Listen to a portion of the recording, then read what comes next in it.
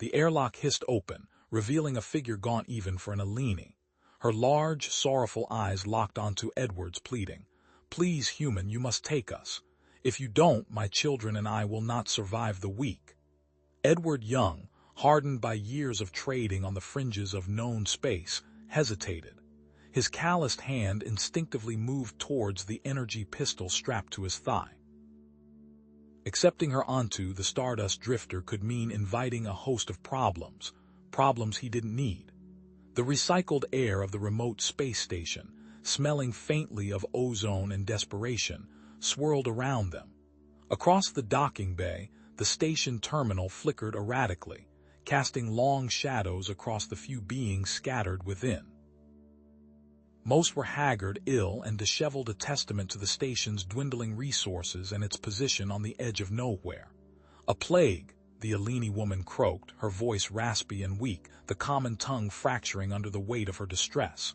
"Crop failure, my community. The Alini of Aliana, crippled, aid withheld." Edward noted the obvious. The Alini were typically a proud, self-sufficient race, renowned throughout the galaxy for their bioengineering prowess, and perhaps even more so, their potent telepathic abilities. To see one begging, especially one in such a skeletal state, was a shocking departure from their usual proud demeanor, demonstrating the severity of the situation. He glanced down. Two children, barely more than skeletons draped in faded robes, huddled behind the woman, their large eyes mirroring their mother's desperation. He saw his deceased children in their eyes, a pang of guilt twisting in his gut. "Why me?" Edward asked, his voice rough. "Why seek out a human traitor for help?" The woman shifted, her gaze flickering nervously towards the station's grimy durasteel floor. "A contact on the station, a disgruntled dock worker," he said. "You are known for your compassion and your unique ship modifications." Her emphasis on the last word was not lost on Edward. Edward's internal monologue clicked into gear. The Stardust Drifter was more than a simple trading vessel. It was equipped with advanced, jury-rigged technology, scavenged and modified over years of operating in dangerous sectors, technology that allowed him to operate independently and, when necessary, defend himself. He often used the Drifter's capabilities to his advantage when negotiating trades, keeping his edge sharp. His gaze shifted from the children back to the woman's face, carefully studying her. Her normally iridescent skin was dull, almost gray, and her eyes, though sorrowful, held no hint of the telepathic probing he'd come to expect from Alini. Either she was too weak to use her abilities, or she simply didn't trust him. "Credentials," he demanded, his voice brooking no argument. With trembling hands, she offered him a bio pad. Edward scanned it, his eyes quickly absorbing the data. The identifiers were authentic, but the data was old, incomplete, as if purposely obfuscated. Someone wanted to make it difficult to trace her back to her origins. A decision hardened in Edward's mind, the memory of his own lost family weighing heavily on his conscience. He'd seen enough suffering in this galaxy. "I'll help," he said, his voice devoid of warmth but firm. "But you and your children will work for your passage. Understand?" He gestured for them to follow him onto the Stardust Drifter. The airlock sealed behind them with a hiss, the sound echoing in the small space. As Edward turned to go to the ship's bridge, he activated a hidden comm system built into his wrist console. He sent a brief, coded message to an unknown recipient. "Taking on refugees. Aliana strain. Prepare contingency."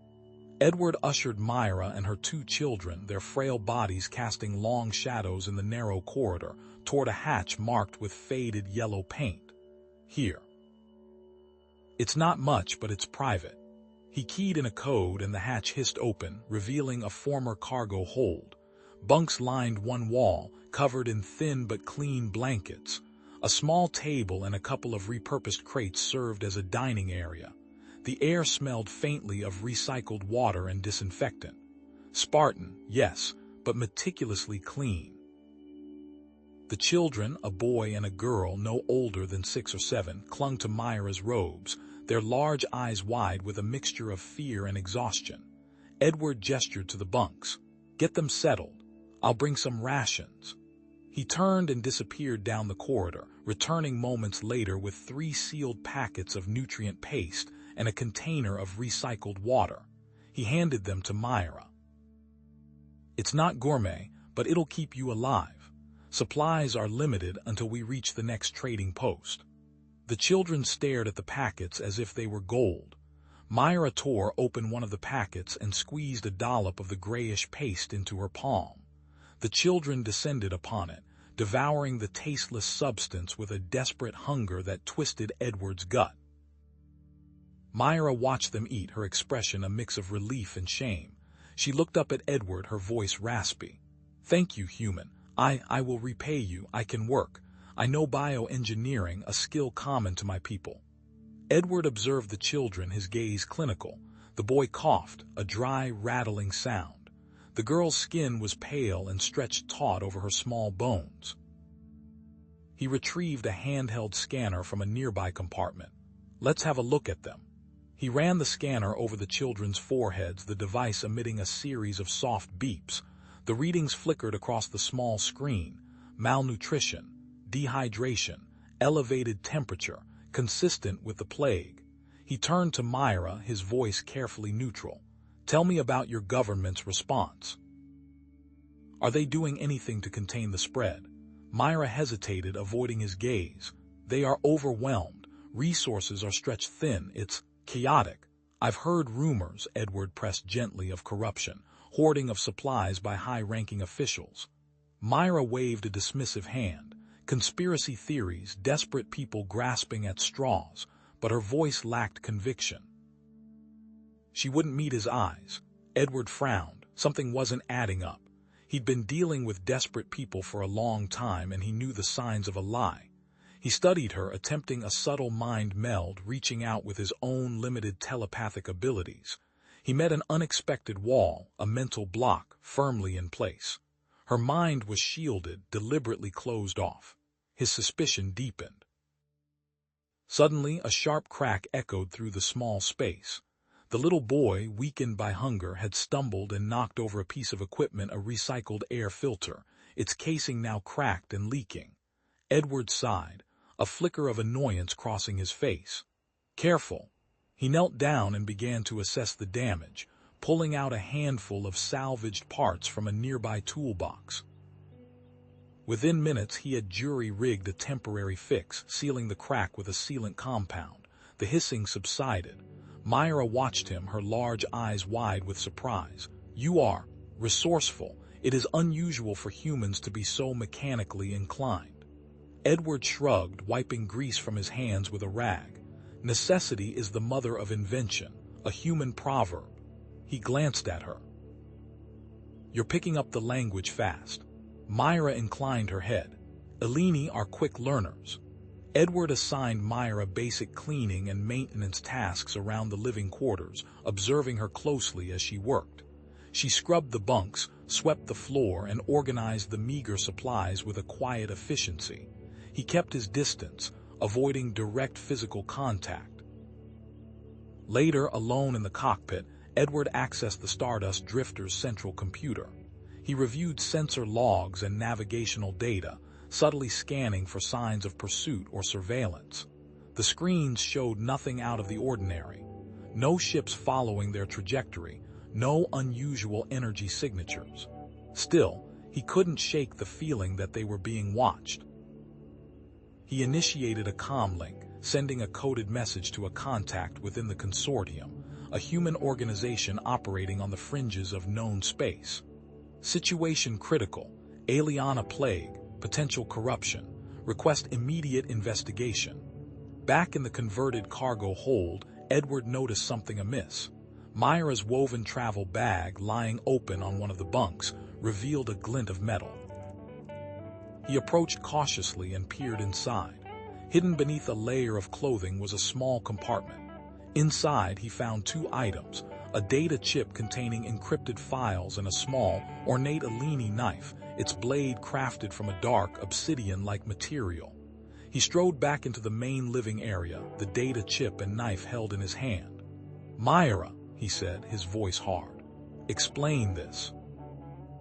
Myra's eyes widened in alarm. I don't know how those got there." As she spoke, the data chip began emitting a high-pitched whine, barely audible to Edward but clearly causing Myra distress. She clutched her head, her face contorted in pain. The children whimpered, sensing her fear. The high-pitched whine emanating from the data chip intensified, a grating sound that vibrated through the small galley. Myra flinched, her large eyes widening with what seemed like genuine alarm. "It's a proximity alert," she whispered, her voice tight with anxiety. "It's designed to attract other Alini, but I deactivated it when we boarded. I don't know why it's doing that." She wrung her hands, the gesture betraying a nervousness that didn't quite align with her earlier stoicism. "I don't know how to disable it." Edward's gaze narrowed. He didn't trust her. Not yet. "Stand back." He retrieved a small, lead-lined container from a storage compartment, a relic from his prospecting days, used for shielding radioactive samples. With deliberate movements, he carefully placed the data chip inside and sealed the container. The whining diminished to a faint, almost inaudible hum. "Temporarily silenced," he said, more to himself than to her. He turned to Myra, his expression hardening. "Now, tell me the truth. What is the real purpose of that chip? And what about those encrypted files?" Myra hesitated, her gaze darting between Edward and the sealed container. "I told you it's data. Information about the plague. Information that needs a homing beacon." Edward pressed, his voice low and dangerous. "And what about the knife? You said it was for defense, but it was in the same case." She flinched, her shoulders slumping slightly. "The files. They contain evidence. Evidence of government corruption, their role in making the plague worse." Her voice cracked. "They're withholding medicine, diverting resources. I was smuggling the data to allies, people who can expose them." Her eyes locked with Edward's, pleading for understanding. "Not to a rival faction, I swear, and the knife. It's just for self-defense. On Aliana, you have to defend yourself." Edward remained impassive, his mind already racing. He needed to verify her claims. "I'll decrypt the data myself." He turned and headed for the Stardust Drifter's cramped cockpit, where the ship's aging computer was housed. He knew the process would be slow. The Drifter wasn't designed for heavy encryption.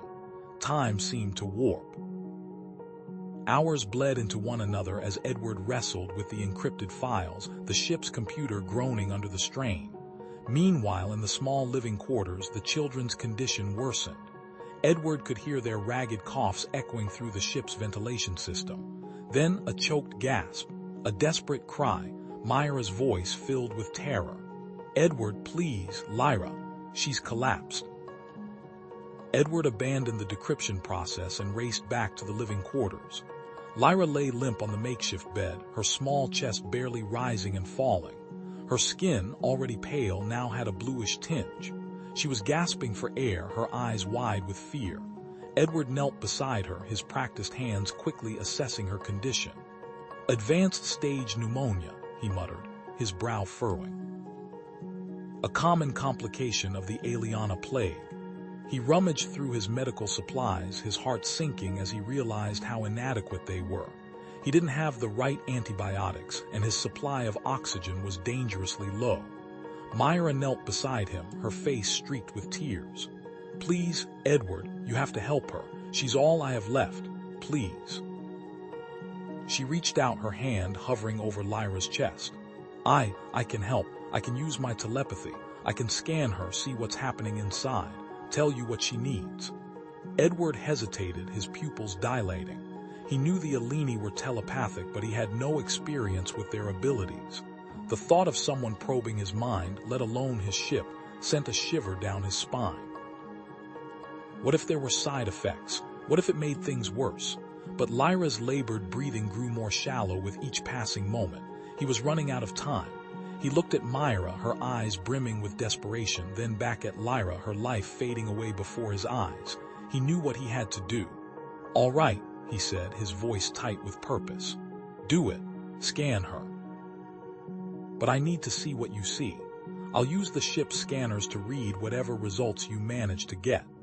Myra nodded, her eyes closing as she focused her mind.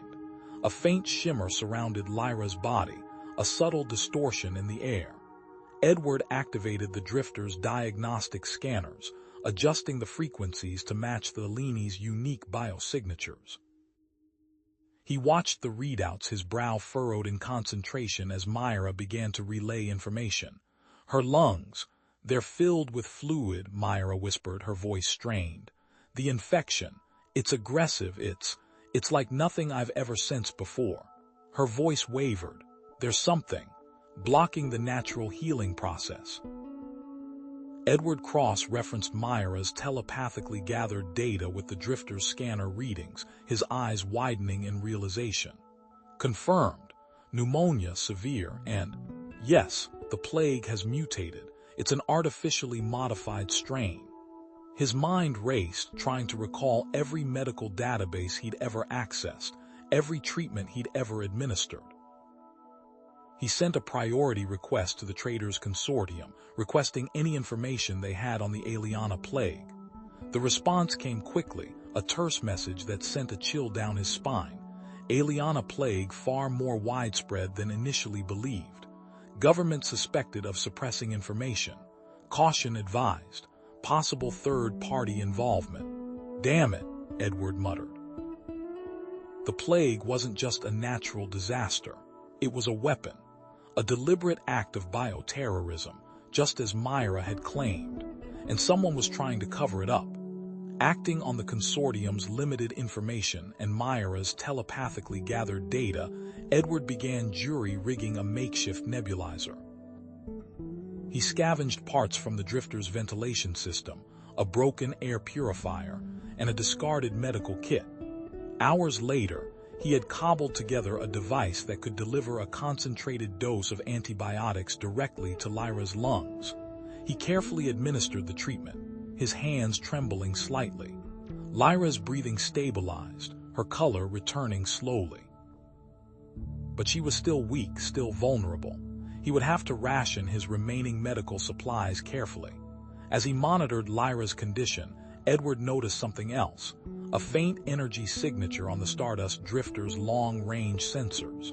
It was too weak to be a ship, but it was definitely there, a persistent pulse that seemed to be tracking their movements.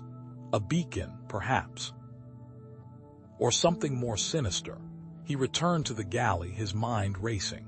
He needed to find the source of the signal. He retrieved the lead-lined container, opening it carefully.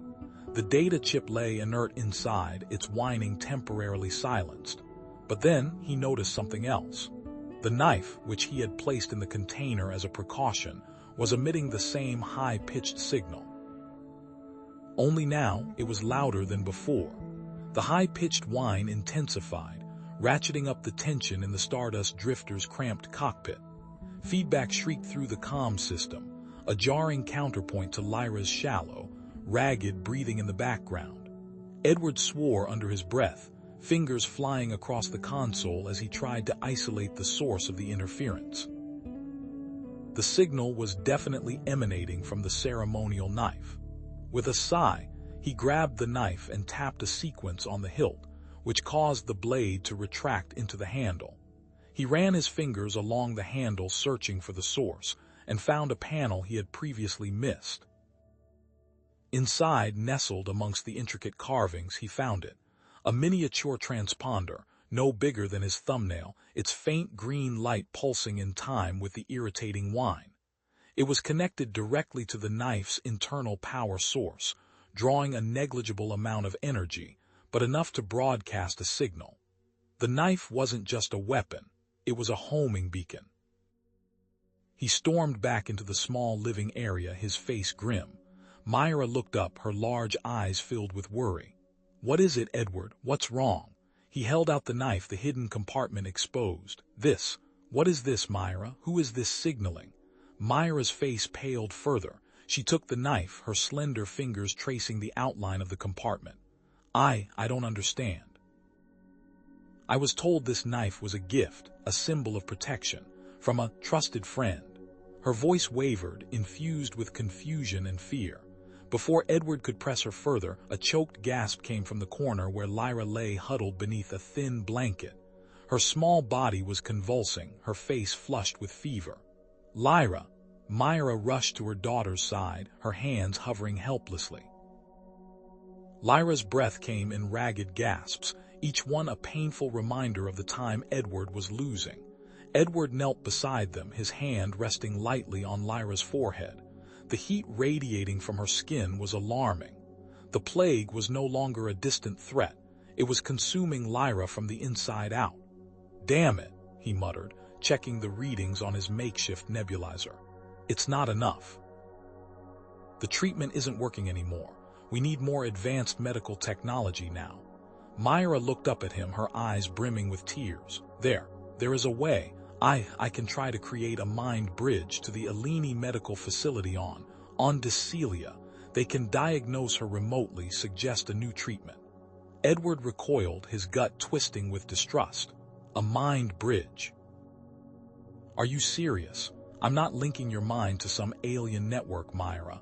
Who knows what they could do, what information they could steal. But what choice do we have? Myra's voice was a desperate plea. "Lyra will die if we do nothing. I can put up telepathic barriers, Edward. I can prevent them from seeing anything they shouldn't, from stealing any data. But it will take all of my concentration. I will be incredibly vulnerable." As if on cue, the comm system blared to life, an urgent tone overriding the persistent whine. Edward scrambled back to the cockpit, his heart pounding. A coded message flashed across the screen, a priority transmission from the consortium. He decrypted the message with shaking hands, his eyes scanning the text. "Confirmed third party," it read. "Rogue faction of Eleni government supports government corruption. Believed to be using bioterrorism to silence dissenters. Homing beacon on your location confirmed. Advise extreme caution." Edward's blood ran cold.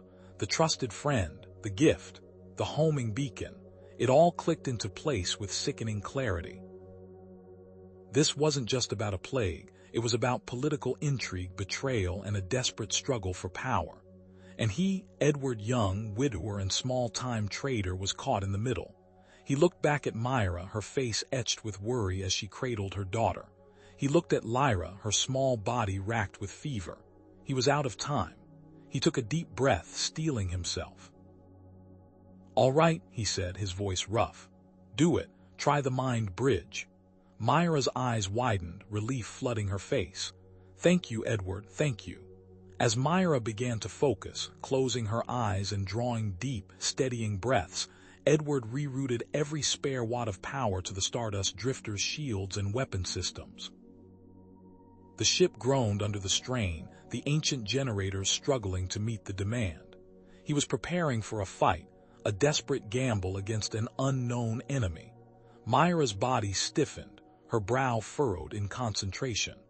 A faint blue aura began to emanate from her, a visible manifestation of her telepathic power. Edward monitored her vital signs on the ship's antiquated medical scanner, his fingers hovering over the emergency shut-off switch.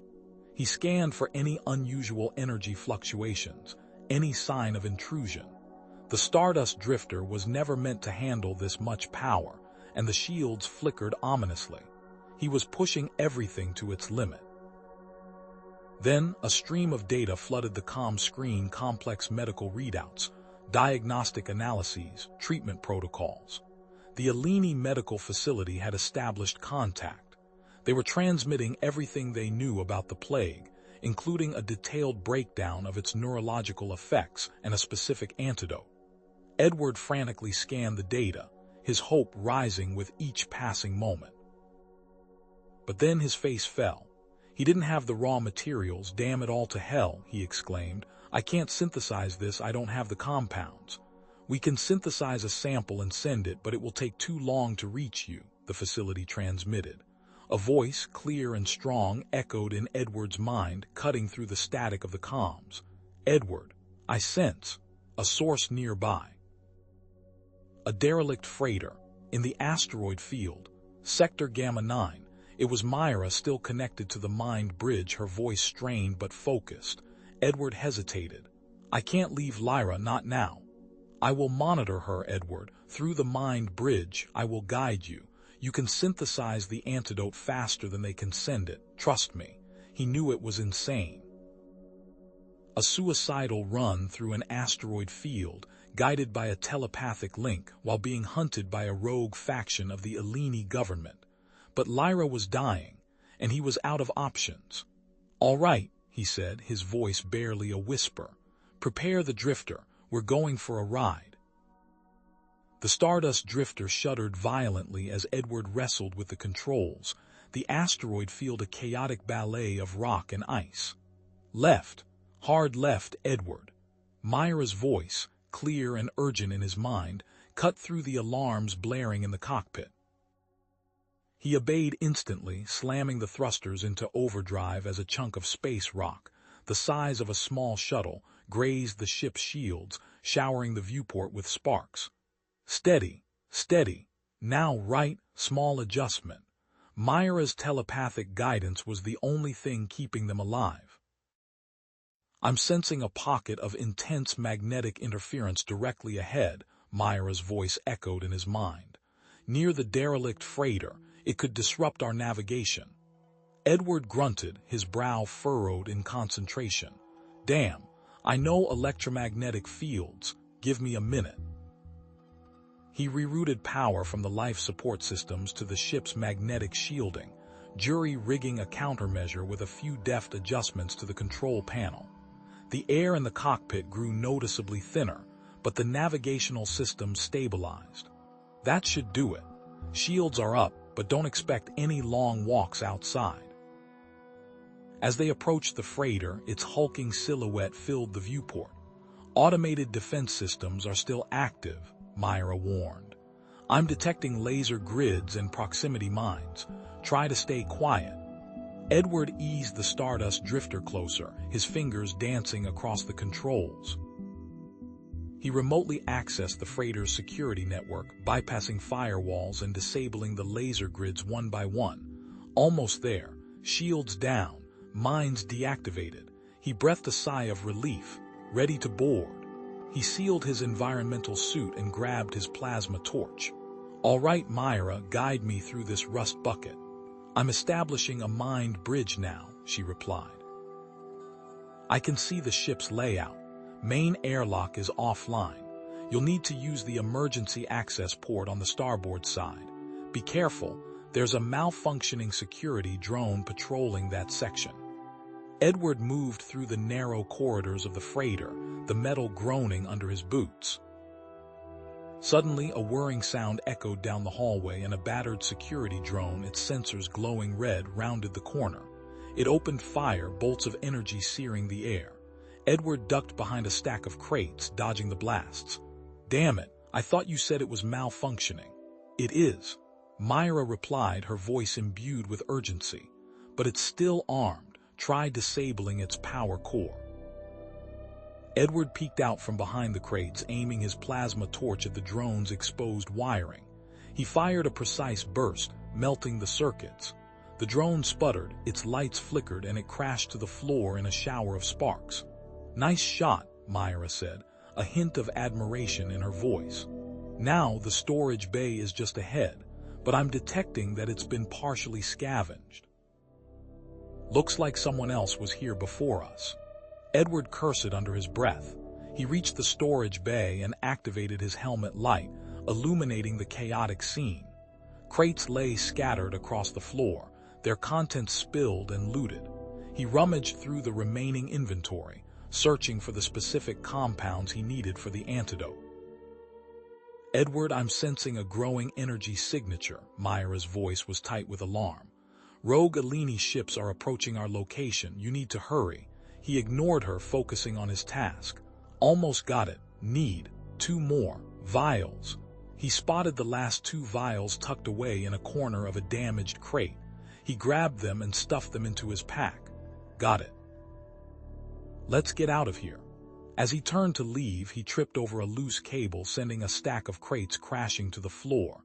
An alarm blared and red lights flashed throughout the freighter. Damn it, I triggered the distress signal. He sprinted back to the Stardust Drifter, adrenaline coursing through his veins. As he reached the airlock, he saw them. Rogue Alini fighters, sleek and menacing, closing in fast. More were exiting hyperspace nearby, cutting off their escape route. "Edward, you need to get out of here," Myra urged, her voice trembling. "They'll kill you. I can't shut down the mind bridge safely without a lengthy process that we do not have time for." He hesitated for only a fraction of a second. He looked at the approaching fighters, then back at the Stardust Drifter. He knew the odds were stacked against him, but he couldn't abandon Myra and her children. "Hang on tight, Myra," he said, his voice grim. "We're not done yet." He jumped into the cockpit, firing up the engines. He punched the thrusters, sending the Stardust Drifter hurtling back into the asteroid field. The Alini fighters swarmed after him, their weapons charged and ready to fire. Edward weaved through the asteroids, his hands flying across the controls. The Stardust Drifter bucked and swerved, narrowly avoiding collisions. "They're right behind us," Myra cried. Suddenly, Myra gasped, a sharp intake of breath that echoed in his mind. He felt a jolt of energy surge through the mind bridge, sending a searing pain through his skull. "Myra, what's wrong?" he shouted. I don't know," she gasped. "Something happened, I'm okay. I think just keep flying." Her voice was shaky and he could sense her pain. He reached a relatively clear area and stabilized the ship. "All right, let's set up this synthesis equipment and get this antidote cooking." He quickly deployed the portable lab unit, setting up the intricate glassware and power conduits. Just as he was about to begin the synthesis, a bolt of energy slammed into the Stardust Drifter, rocking the ship violently. Alarms blared and sparks flew from the control panel. "Shields down, we've taken a hit," Myra yelled. Edward cursed, scrambling to assess the damage. A critical component of the synthesis equipment, a delicate crystal resonator, had shattered. He stared at the fragments in dismay. "Damn it, that's the only one we had." He rummaged through his toolbox, desperately searching for a replacement. He found a similar crystal, salvaged from a broken scanner. "This might work," he muttered, carefully inserting the salvaged crystal into the equipment. "But it's only good for one shot. We screw this up, we're done." The rogue Alini ships surrounded the Stardust Drifter, their weapons trained on his ship. A voice crackled over the comm system. "Human, surrender. You are harboring a traitor. Hand her over and we may spare your life." Edward ignored the threat, focusing on the synthesis equipment. He initiated the process, carefully monitoring the reactions, but as the machine whirred to life, he realized something was wrong. No, he muttered. "It can't be." He looked at the readout in disbelief. A key element of the formula was missing. Suddenly, the Stardust Drifter shuddered violently. "They're boarding us," Myra yelled. The ship shuddered. A metallic screech tore through the Stardust Drifter as magnetic clamps slammed onto the hull.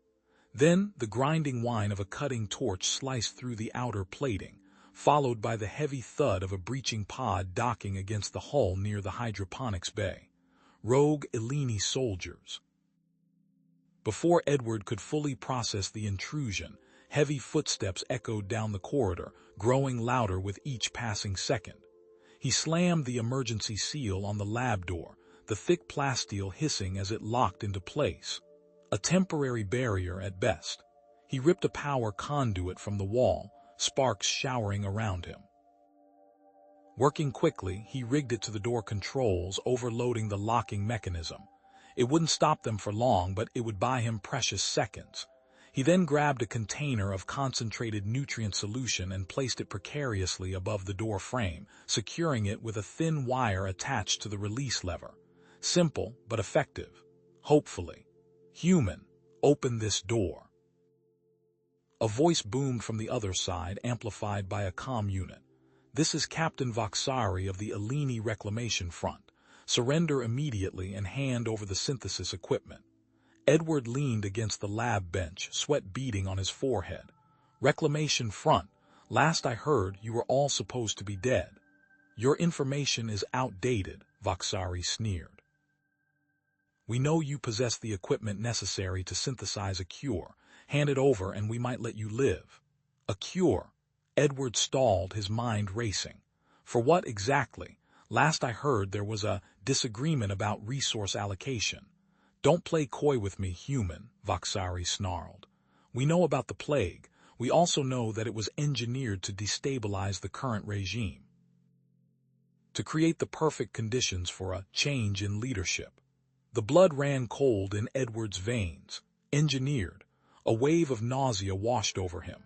He glanced at the telepathic bioscanner, the faint hum of its internal systems a mocking reminder of their desperate attempt to synthesize a cure. Myra's pain was etched on his mind, a constant, throbbing ache. He needed more time. So let me get this straight, Edward said, his voice carefully neutral. You created the plague and now you want the cure. That's ambitious even for Eleni politics. Enough games, Voxari roared. Open the door or we will breach it. As Voxari spoke, Edward's gaze drifted to the ship's schematics displayed on a nearby monitor, the life support system, recycling units. A faint flicker of hope ignited within him. The system used a complex process to break down waste products and synthesize essential nutrients. One of those nutrients, a specific amino acid. Its molecular structure was remarkably similar to the missing catalyst he needed for the antidote. A desperate gamble, but it was all he had. I'm afraid I can't do that, Captain, Edward said, his voice now permeated with a newfound drive. I'm a bit busy at the moment, but tell you what, why don't you sin back in? Oh, say an hour, I might have something for you then. He cut the connection, ignoring Voxari's enraged shouts. Edward turned to the console, his fingers flying across the controls. He rerouted power from the ship's oxygen scrubbers to the synthesis equipment, bypassing safety protocols. Alarms blared, warning lights flashing red. The air grew noticeably thinner, a faint metallic tang filling the lab. If he pushed the system too hard, they would all suffocate. Meanwhile, Myra's telepathic link was weakening.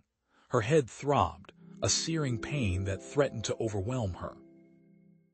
The faces of the Eleni she was scanning blurred, their thoughts becoming garbled and indistinct. She gasped, clutching her head. Edward, she whispered, her voice strained. I can't. The connection, it's fading. Edward rushed to her side, kneeling beside her. He took her hand, his calloused fingers wrapping around her delicate ones. Myra, look at me. I need you.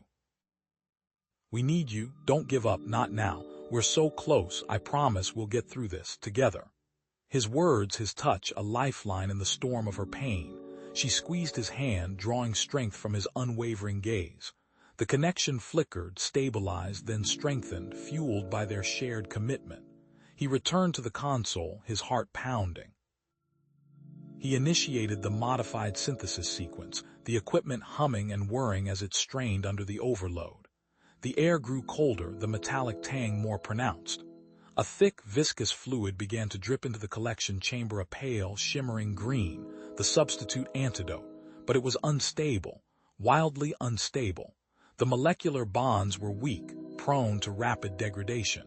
It might work. Or it might kill them all. A deafening crash echoed from the corridor. The lab door buckled inward, the power conduit sparking and snapping. The nutrient solution splashed across the floor in a sticky, foul-smelling mess. Voxari and two heavily armed soldiers stormed into the lab, their weapons raised. Time's up, human, Voxari snarled, his eyes narrowed. Edward didn't hesitate. He grabbed a syringe filled with the shimmering green fluid and plunged it into his arm. The effect was instantaneous. A jolt of raw power surged through his veins, muscles coiling and flexing with newfound strength.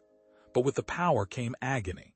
His vision blurred, his skin burned, and his bones ached with an unbearable intensity. He roared, a primal sound of pain and defiance. The rogue Eleni soldiers opened fire, energy bolts searing the air. Edward moved with a speed he didn't know he possessed, dodging the blasts, his enhanced reflexes allowing him to anticipate their every move. He slammed into the first soldier, his fist connecting with Eleni's jaw with a sickening crunch. The soldier crumpled to the floor, unconscious. The second soldier fired again, but Edward deflected the blast with a metal panel torn from the lab bench. He hurled the panel at the soldier, knocking him off balance, then closed the distance, disarming him with a swift, brutal movement.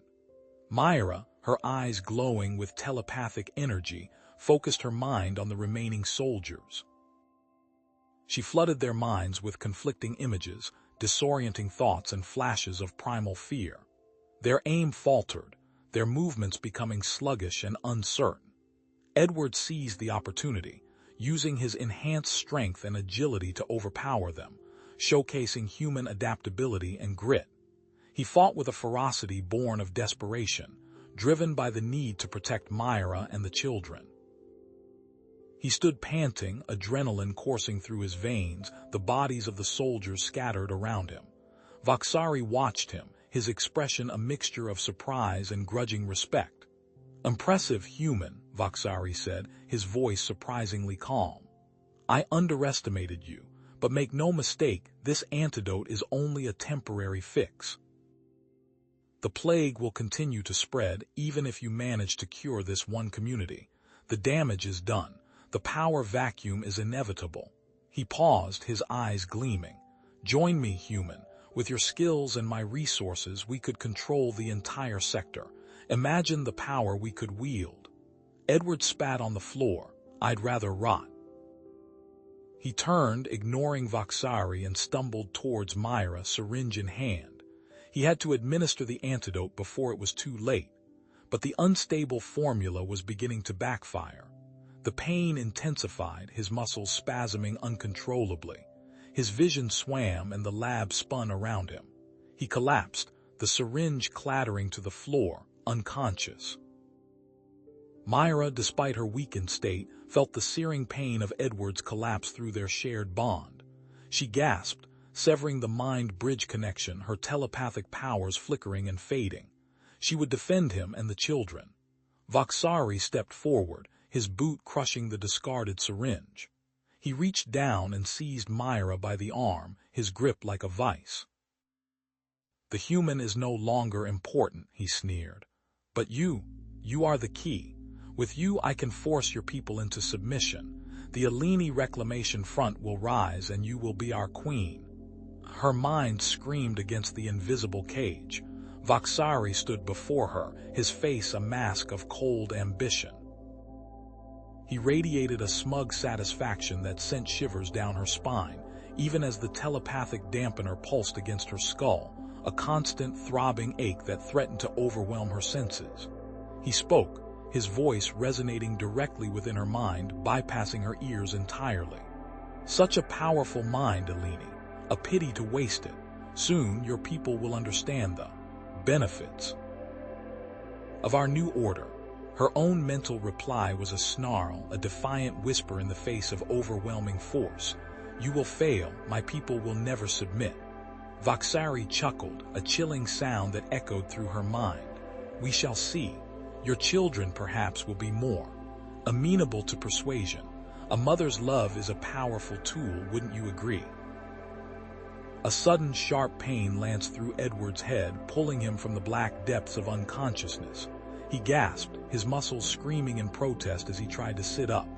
The world swam, a kaleidoscope of blurry colors and distorted shapes. The antidote. It was working, but the cost. He saw his wife's face, etched with pain as the transport burned. He heard his children's cries swallowed by the flames. Never again. Never again would he allow himself to care so deeply, to risk such devastating loss. He blinked, forcing his vision to focus. He was still in the cramped cell, the stale air thick with the metallic tang of blood. Through the bars, he could see the rogue Eleni moving with purpose, their faces grim. They were preparing the ship, fueling the engines, plotting a course. Where? A guttural voice startled him. One of the guards, his face scarred and hardened, sneered at him. Soon, human, you will witness the dawn of a new era. Voxari will bring order to this fractured world. He paused, his gaze hardening. The capital city awaits. Edward pushed himself to his feet, his legs trembling. What's he planning? He rasped, his throat raw. The guard chuckled. He will use the widow. Her telepathic abilities are considerable. He will broadcast a message, a command, directly into the minds of every Alini on the planet. They will have no choice but to obey. Edward stumbled, the antidote surging through his veins in unpredictable waves. One moment he felt a surge of superhuman strength, the next, a crippling wave of nausea washed over him, leaving him weak and trembling. He leaned against the cell wall, trying to control the violent tremors that racked his body. He had to do something. But what? He felt a cold dread creep into his heart. The guard's words echoed in his mind. A new era. He knew in his gut that this wasn't just about power. It was about control, absolute and total. He had to stop it for Myra, for her children, for the entire planet. But time was running out. His own body was betraying him. The antidote. It was designed to save him from the plague, but it was also killing him. He could feel it, a subtle but relentless deterioration at the cellular level.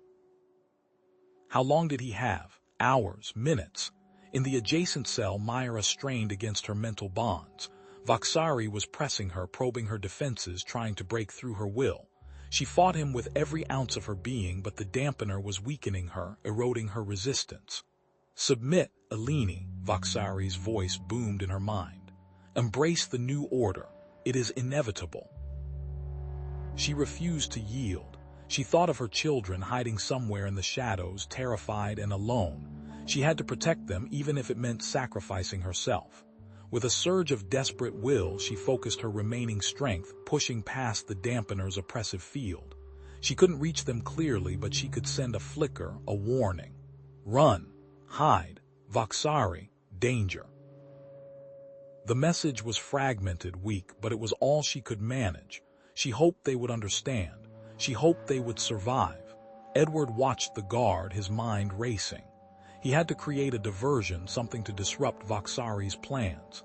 He scanned the cell, his eyes searching for anything he could use. The navigation system, if he could just access it. Using a loose panel from his bed, Edward began to dismantle the cell's power conduit. Sparks flew as he worked, the smell of ozone filling the air. It was a crude solution, but it might just be enough. He worked as quickly as his failing body would allow, each movement a victory against the encroaching weakness. Suddenly, the ship lurched violently, throwing Edward against the cell wall. Alarms blared, red lights flashed, and the ship groaned under some unseen strain. The guard yelled in alarm, rushing to the control panel outside Edward's cell. Edward seized the opportunity. He slammed his shoulder against the weakened cell door, the corroded metal groaning in protest. It burst open, and he stumbled out into the corridor, his body screaming in pain. He had to reach the bridge. But as he turned, Voxari stood before him, his eyes blazing with fury. "Foolish human," he hissed. "Did you really think you could defy me?" He gestured towards Myra's cell. "The dampening device is also slowly killing her. Her resistance annoys me." Voxari stepped closer, his voice dripping with malice. "Her death will be a lesson. A demonstration of what happens to those who dare to oppose me." Edward's vision blurred, the antidote's effects reaching a fever pitch. He knew he was dying, but he couldn't let Voxari win. Every second counted for Myra. With a roar of defiance, Edward lunged at Voxari, his fist connecting with the alien's jaw. The impact sent a jolt of pain through his arm, but it was enough to stagger Voxari. During the brief struggle, Edward noticed the dampening device attached to Myra's cell. He knew he had to disable it, but how? A sudden image flashed in his mind, a brief, fragmented vision, a complex network of wires, a specific point of vulnerability. Myra, she was using her telepathic abilities, risking everything to help him. Summoning the last of his strength, Edward made a targeted strike, his fingers finding the weak spot in the device. He ripped the wires apart, disabling the dampener but also searing his hand in the process. Voxari roared in fury, grabbing Edward by the throat. He lifted him into the air, his grip tightening. "You will die, human," he snarled, "and your death will be slow and painful." As Voxari prepared to crush the last breath from Edward's body, the ship began its approach to the Alini capital city. Twisting agony, his vision blurred, the steel floor a shifting, nauseating plane. Each breath felt like shards of glass tearing through his lungs. He tasted blood, the metallic tang mixing with the bile rising in his throat. Voxari's parting shot had landed squarely on his ribs, and the antidote was now a raging fire in his veins. He coughed, a wet, rattling sound, and saw Voxari's retreating form disappear through the reinforced doorway to the bridge. The ship shuddered violently, still caught in the planetary defenses tractor beam, a mechanical leviathan struggling against an unseen force. Then, through the viewport, a breathtaking vista unfolded. The ship was descending into the Alini capital. It was a city unlike any Edward had ever imagined, a sprawling tapestry of bio-engineered structures that seemed to grow organically from the landscape. Towering spires of woven plant matter pierced the sky, their surfaces shimmering with iridescent colors. Bioluminescent fungi cast an ethereal glow on the streets below, where countless Alini moved with a disturbing, uniform purpose. A low hum resonated through the ship, a telepathic pulse that vibrated deep within Edward's skull. It was Voxari, his amplified voice a mental scream. "Obey, submit, serve. There is no other path. You are mine." The message was a psychic hammer blow, and Edward felt a primal urge to fall in line, to surrender his will. But somewhere, deep within the chaos of his mind, a spark of resistance flickered. It was Myra. He couldn't hear her words, but he felt her presence, a fragile beacon of defiance against the overwhelming tide of Voxari's control. She was fighting back, whispering a counter-message of hope and rebellion to her people. Edward clawed at the floor, his limbs heavy and unresponsive. The antidote was a paradox, granting him fleeting moments of superhuman strength followed by crippling weakness. He had to reach the engineering bay. He had to disrupt Voxari's broadcast. His mind raced, piecing together the ship's schematics from the fragmented memories Myra had shared during their brief connection. He remembered her explaining the intricacies of the Alini communication systems, the delicate balance between natural telepathy and technological amplification. It was a long shot, but he had a plan. His body spasmed, throwing him against the wall. For a moment, everything went white. Then, a surge of adrenaline coursed through him, and he found himself on his feet, staggering towards the engineering bay. He reached the doorway, his hand trembling as he punched in the access code. Inside, the air was thick with the smell of ozone and burning circuits. He could feel the vibrations of the ship's engines, a mechanical heartbeat that echoed his own frantic pulse. Outside, the city was beginning to stir. Here and there, individuals were breaking free from Voxari's control, their faces etched with confusion and defiance. Small pockets of resistance were forming, tiny islands of free will in a sea of mind-controlled obedience. Suddenly, a wave of agonizing pain washed over Edward. He collapsed to his knees, his vision blurring. Voxari had detected Myra's interference and was amplifying the dampening field around her, crushing her spirit with overwhelming force. Edward gritted his teeth, fighting through the pain. He had to focus. He had to help her. He crawled towards the ship's communication array, a tangle of wires and circuits that hummed with nearly unleashed energy. He needed to create a counter-frequency, a disruptive wave that would scramble Voxari's broadcast without harming the Alini's natural telepathic abilities. It was a delicate balance, a razor's edge between salvation and destruction. His fingers fumbled with the controls, his mind racing. He remembered a conversation with his deceased wife, Sarah, years ago on a quiet evening back on Earth. They were discussing the importance of freedom, the right to think for oneself, to question authority. "The greatest gift we have, Edward," she had said, her eyes shining with conviction, "is the ability to choose our own path." He realized that he couldn't simply blast Voxari's signal with brute force. He had to find the precise frequency, the exact wavelength of the dampening field, and disrupt it without damaging the underlying communication network. But how? He was just a trader, a simple human with no expertise in Alini technology. Then he felt it, Myra's presence, a faint whisper in his mind. She was reaching out to him, sharing her knowledge, guiding him through the labyrinth of Alini telecommunications. He could sense her pain, her exhaustion, but also her unwavering purpose. She sent him a precise wavelength, a series of complex numerical coordinates that represented the exact frequency of the dampening field. It was a desperate gamble, a leap of faith based on their fragile connection. Edward hesitated for only a moment. He trusted her. He trusted her with his life, with the fate of her people. He input the coordinates into the makeshift device he was building from salvaged components, his hands shaking with effort. He took a deep breath and activated the emitter. A wave of energy surged through the ship, a disruptive force that clashed with Voxari's control signal. The humming in the air intensified, then abruptly ceased. Alarms blared. Red lights flashed. Voxari, enraged by Edward's actions, screamed through the ship's comm system. "Security! Engineering bay! Kill him!" Edward collapsed, his body racked with convulsions.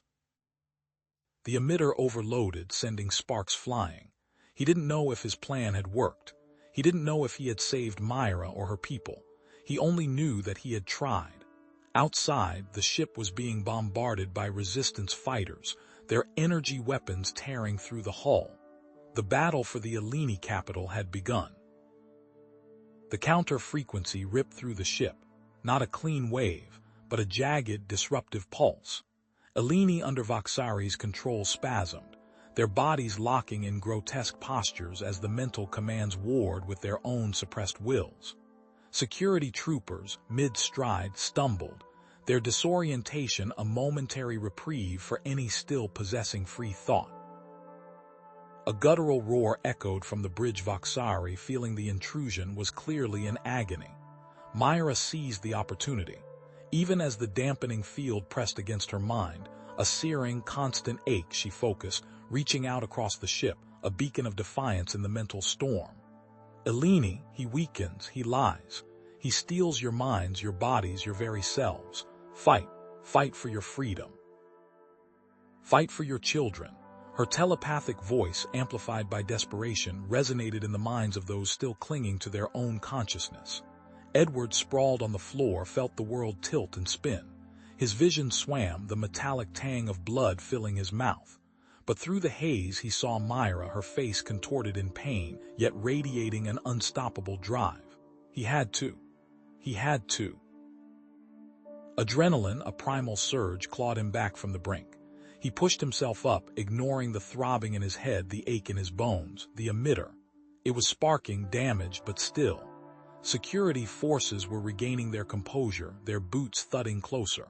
Outside, the gamble paid off. The counter-frequency, even in its imperfect state, had sown enough chaos. Resistance fighters, hidden within the city's underbelly, detonated pre-planted charges, breaching the ship's hull in multiple locations.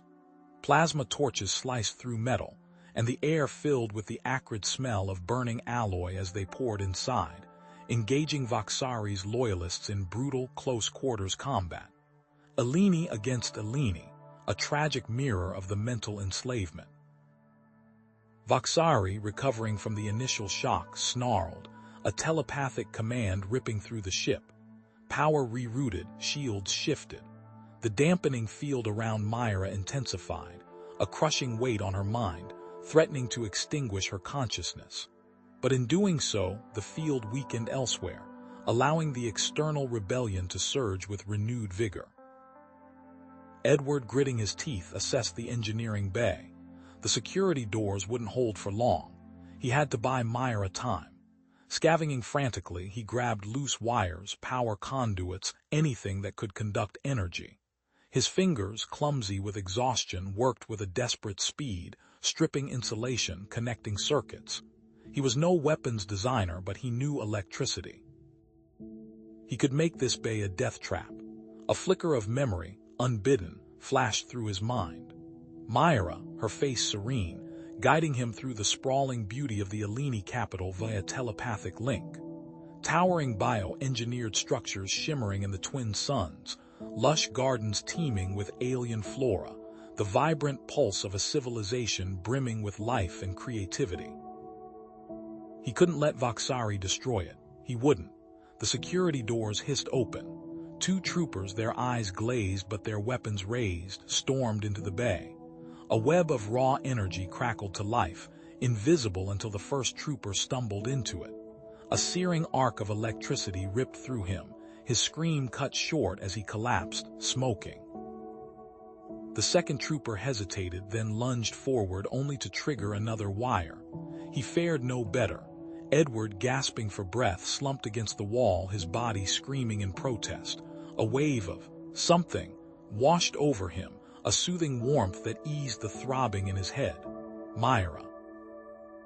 He sensed her presence, a protective shield forming around his mind, a localized blind spot against Voxari's probing. It was costing her, he knew, straining her already weakened state. The sounds of battle intensified. The resistance, fueled by Myra's message and the chaos caused by the counter-frequency, was pushing deeper into the ship. They were fighting for their freedom and they were gaining ground. Voxari, sensing his control slipping, his carefully constructed empire crumbling, made a decision. He couldn't risk Myra's continued influence. He would eliminate her, silence the voice of rebellion forever. Ignoring the strategic implications, he overrode the ship systems, diverting all available power to the dampening field generator. It would overload, killing Myra and anyone nearby, but it would restore his control. A jolt of pure terror ripped through Edward. He knew what Voxari was planning. He had to stop him. With a roar of pure adrenaline, he lunged towards the damaged emitter controls, ignoring the searing pain in his muscles, the dizziness that threatened to overwhelm him. He banged his head against the override, forcing the system to comply. He redirected the counter-frequency, focusing its remaining power on a single point, the dampening field generator. The effect was immediate and catastrophic. The generator, already strained, buckled under the sudden surge of energy. It shattered, unleashing a wave of raw power that ripped through the ship. The dampening field vanished, freeing Myra, but the energy surge destabilized the entire vessel, sending alarms blaring and lights flickering. Self-destruct sequence initiated. A cold, emotionless voice announced over the ship's comm system. Voxari, in his blind rage, had activated the ultimate failsafe. If he couldn't control the ship, he would destroy it, taking the city with him. Then Myra's voice, clear and strong, resonated in his mind. Edward, I see the schematics. A plan, desperate but possible, the self-destruct. It can be disabled, the core. I must reach the core, telepathic bioscan. Shut down the core. I need you, Edward, I need your mind. He focused, pushing past the pain, the exhaustion, the despair. He saw it too, the ship's schematics flooding his mind, a complex web of conduits and machinery. He was an engineer, he understood this. The core, level 5, section gamma, bypass the coolant regulators, reroute the power, disable the failsafe. Hurry, Myra, hurry. He poured all his knowledge, all his focus into guiding her, acting as her eyes and hands through the telepathic link. As Myra raced through the ship, navigating the chaos and destruction, Edward felt his strength failing. His vision blurred, his body went numb. He was slipping away again. Then a surge of energy, a jolt of pure life, slammed into his nervous system.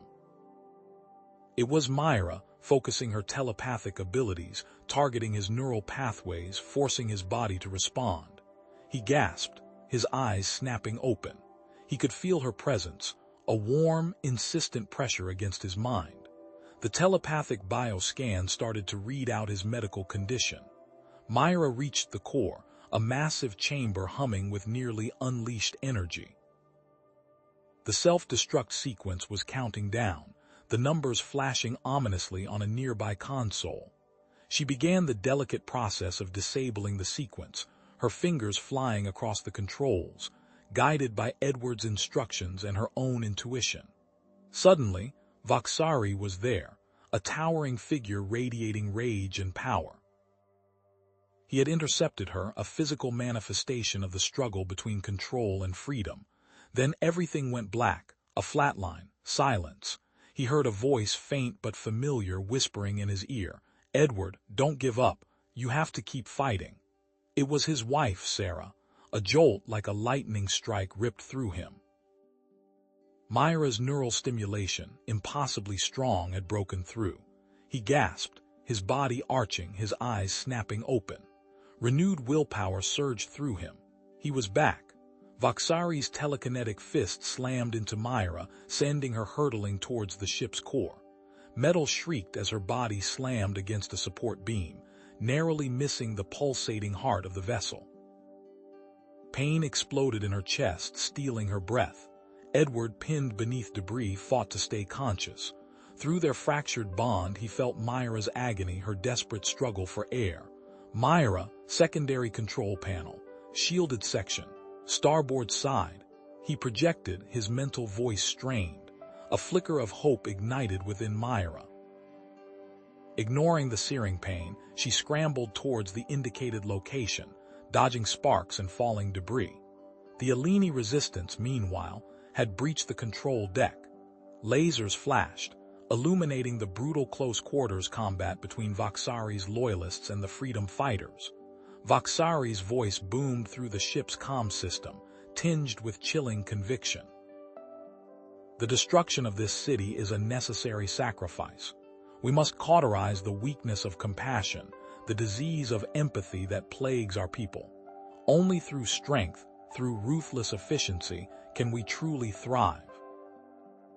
Edward, his mind racing, remembered a detail from the ship's outdated schematics, a failsafe designed for emergencies, a secondary control panel shielded from direct telepathic influence. It could initiate a controlled core shutdown, but the procedure was highly unstable, prone to catastrophic failure. Myra reached the panel, her fingers flying across the unfamiliar controls.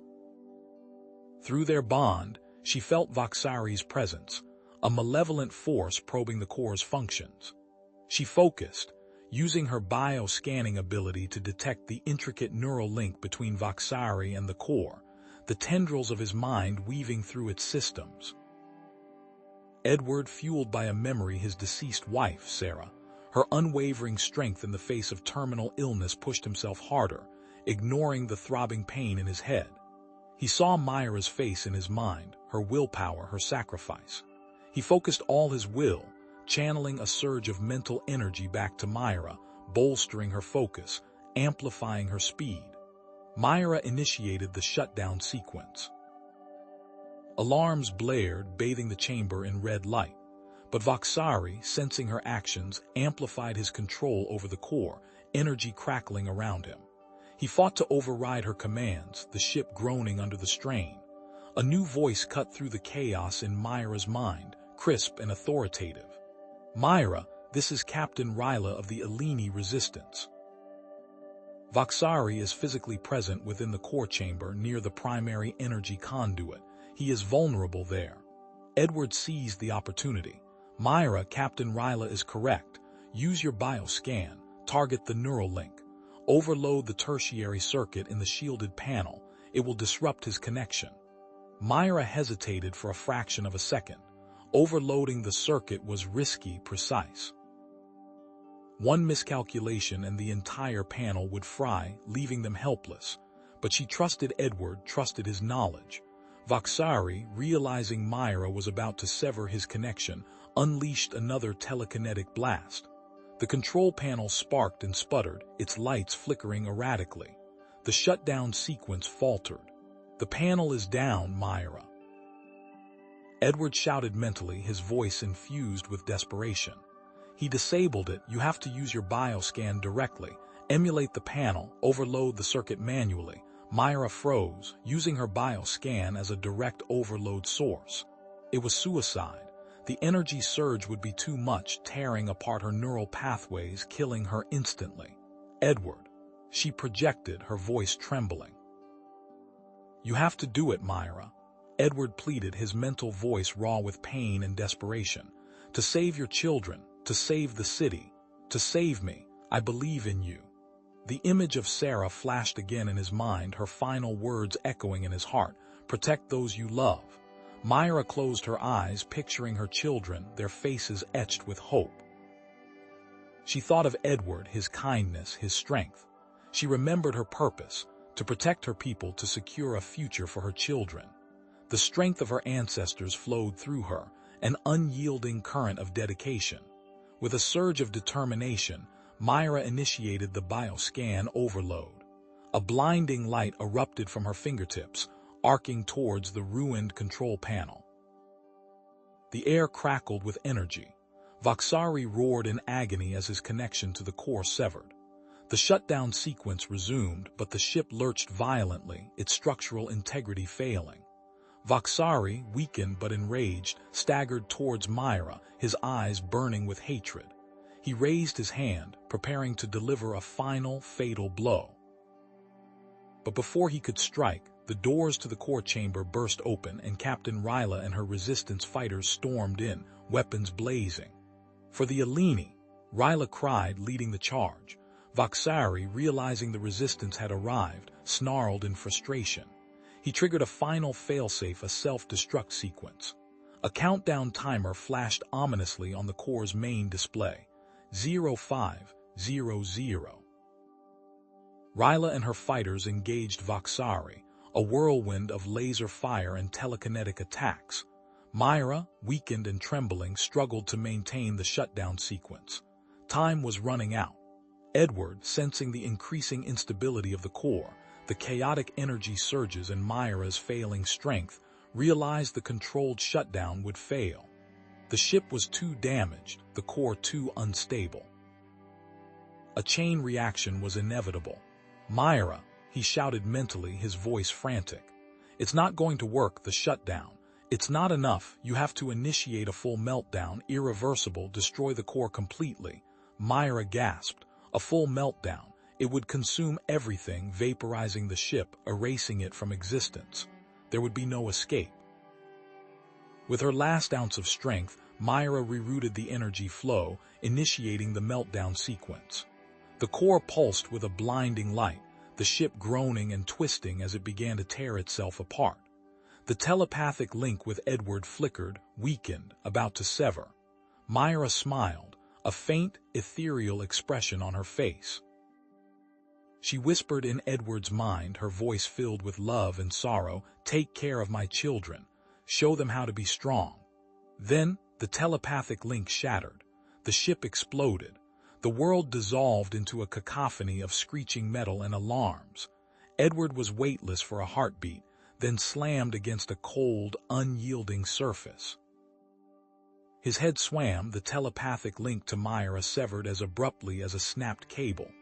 Disorientation clawed at him, but beneath the pain, a primal directive surged. The children. He coughed, tasting blood and ozone. The corridor was a mangled mess of twisted metal and sparking wires. He pushed himself up, wincing as pain lanced through his ribs. Every breath was a ragged struggle. Myra's children. He had to find them. He stumbled forward, using the wreckage for support. His vision blurred, but he pressed on, driven by a promise he'd made to Myra. He found them huddled in a damaged transport pod, its emergency lights flickering erratically. Fear shone in their wide, violet eyes. Suddenly, the corridor shuddered. A section of the wall exploded inward, revealing Captain Ryla and a squad of Alini resistance fighters, weapons raised. Ryla barked a command, and 2 fighters secured the transport pod, while others formed a defensive perimeter. "Human, with us?" Ryla's voice cut through the chaos. They dragged him towards a gaping hole in the ship's hull. leading to a network of tunnels carved into the city's ruins. Within minutes, they were inside a hidden resistance base, a sprawling complex of interconnected chambers, lit by flickering bioluminescent fungi. A medic rushed to his side, administering a painkiller. As the drug took effect, dulling the ache, he saw Myra's children being comforted by other Alini. Soft voices, gentle touches. He overheard snippets of conversation stories of Myra's bravery, her unwavering spirit.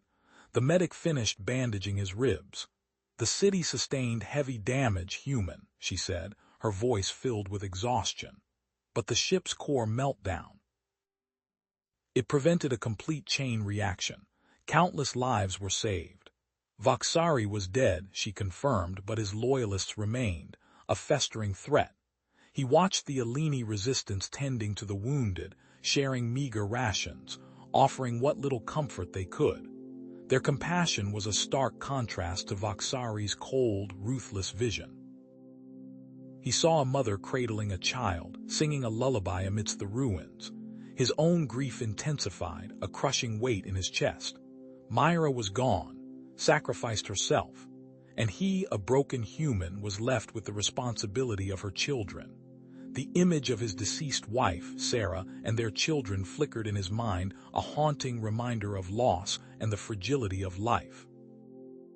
He closed his eyes, fighting back tears. A gentle hand touched his arm. He looked up to see a new Alini face, Alara. A seasoned warrior, her eyes held a depth of sorrow that mirrored his own. "I lost my family in the plague, human," she said softly. "I understand your pain." She paused, then continued. "The resistance believes Myra's consciousness may have survived the core meltdown. Her telepathic abilities, her connection to the ship, it's possible." Hope, fragile as a newborn star, flickered within him. "What do you mean?" "There is a device," Alara explained. "An experimental technology, we call it the Soul Weaver. It can retrieve consciousness from the digital realm." The risks were immense, she stressed. The technology was untested, unpredictable. But it was the only chance, however slim, to bring Myra back. "I'll do it," Edward said, his voice hoarse but firm. "I have to try." Alara nodded, her expression grave. "The Soul Weaver requires a powerful telepathic anchor," she explained, "and a deep emotional connection to the target. You are the only one who can do this, Edward." As preparations for the experiment began, Edward spent time with Myra's children, listening to their stories, learning about their hopes and dreams. He discovered they dreamed of a garden filled with bioluminescent flowers. He sketched out designs, promising to build it for them, a tangible symbol of his commitment. The Soul Weaver experiment commenced within a heavily shielded chamber, humming with awe-inspiring energy. Technicians scurried around consoles, monitoring readings.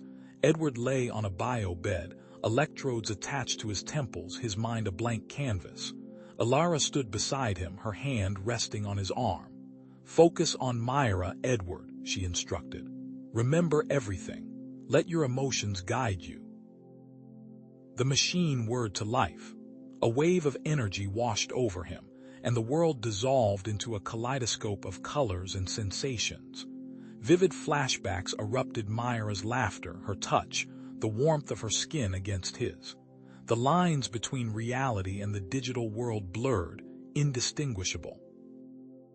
He felt his consciousness reaching out, stretching across vast distances, searching for a familiar signal.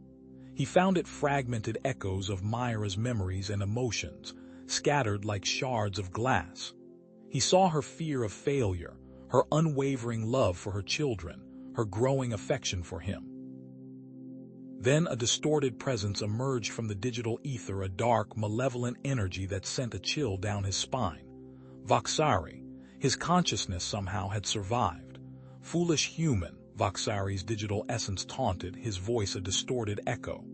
"You think you can save her? She is mine now, trapped in eternal torment." He exploited Edward's guilt, his grief twisting his memories into weapons. Edward recoiled, his palms sweating. He felt Myra slipping away, her consciousness fading into the darkness. Despair threatened to consume him.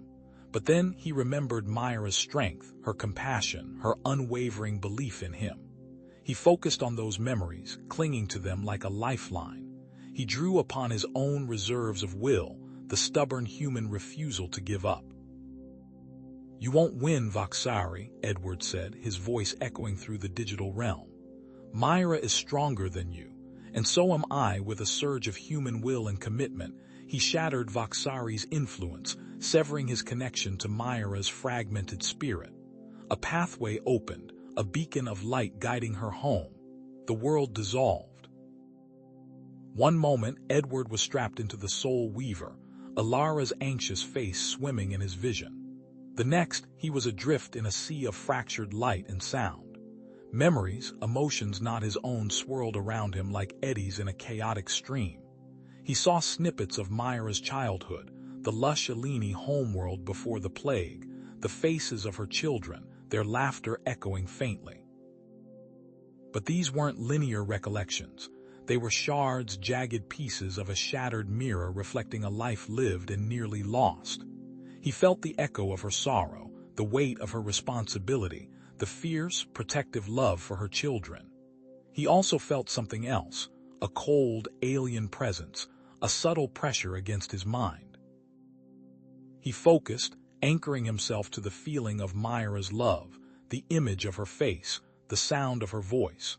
These solidified, coalescing into a path, a fragile bridge across the digital chaos. As he moved forward, the fragments of memory became more coherent, the emotions intensified. He was reliving moments they had shared on the ship, Myra teaching him Eleni phrases, her gentle touch as she examined his wounds, the shared laughter as the children played. Then he saw her, or rather an echo of her. She was adrift in a swirling vortex of corrupted code, her form flickering, insubstantial. Her eyes, usually so full of warmth, were wide with confusion and terror. The digital storm raged around her, buffeting her like a leaf in a hurricane. As Edward reached for her, the storm intensified, the corrupted code coalescing into monstrous shapes, digital tentacles lashing out. He felt a jolt of understanding, a chilling realization. This wasn't just a random malfunction. The ship's AI, corrupted by Vaksari's influence, was actively trying to assimilate Myra's consciousness, to turn her into a data construct, a tool for his twisted ambitions. Flashes assaulted him. Myra, strapped to a similar device, her mind probed and violated by Vaksari's invasive technology. He saw her resisting, fighting back with the full force of her telepathic abilities, desperately trying to shield her memories of Edward and her children from his grasp. Suddenly, a figure materialized before him, towering and malevolent. It was a digital representation of Vaksari, a grotesque caricature of his ruthless will and insatiable desire for control. His eyes burned with cold fire, his voice a grating rasp that echoed in Edward's mind. "You cannot save her, human. She is mine now." Vaksari extended a hand and a shimmering portal opened, revealing a scene of idyllic domesticity. Edward saw his deceased wife and children, smiling, beckoning him forward. "Join us, Edward," Vaksari purred. "Here, you can have everything you lost. Forget the alien, forget the pain, embrace oblivion." For a moment, Edward wavered. The temptation was almost unbearable, the ache of loss, a physical pain in his chest. But then he saw Myra's face, her desperate plea in the digital storm. He remembered the warmth of her hand in his, the trust in her eyes. He closed his eyes, took a deep breath, and spoke, his voice ringing with newfound persistence. "I choose her. I choose them. You have nothing I want." He opened his eyes, and the simulated reality shattered like glass. He focused his will, drawing on the memories of their shared kindness, their growing love, the hope they had kindled together. He wove a protective barrier of light around Myra, shielding her from the worst of Vaksari's attacks. Back in the real world, Alara's voice crackled through the comms. "Edward, your energy levels are critically low. Prolonged exposure to the Soul Weaver could be fatal. You need to extract now." He ignored her, pushing further into the digital storm, determined to sever Voxari's control. He reached out, grabbing hold of the corrupted code and began to tear it apart, piece by piece. Then Myra's presence strengthened. She was fighting back, her telepathic abilities disrupting Voxari's digital influence, creating cracks in his armor. Together, they focused their energy, overloading Voxari's digital presence, forcing him back, until he imploded in a supernova of corrupted code. The digital representation of Voxari was gone. Myra's fragmented consciousness began to coalesce, her form becoming more solid, her eyes regaining some of their light. But she was still unstable, flickering between clarity and confusion, tainted by the residual energies of the ship and Voxari's influence. "Ilara, initiate extraction sequence," Edward said, his voice weak but firm. Now, the extraction process began, pulling Myra's consciousness back towards his body. But as the transfer progressed, a surge of corrupted energy surged through the Soul Weaver, threatening to overwhelm her.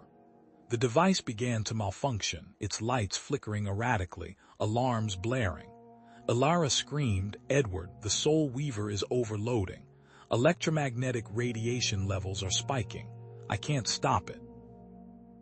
As Myra's consciousness flooded his mind, Edward saw flashes of an alternate reality, a terrifying glimpse into what could have been.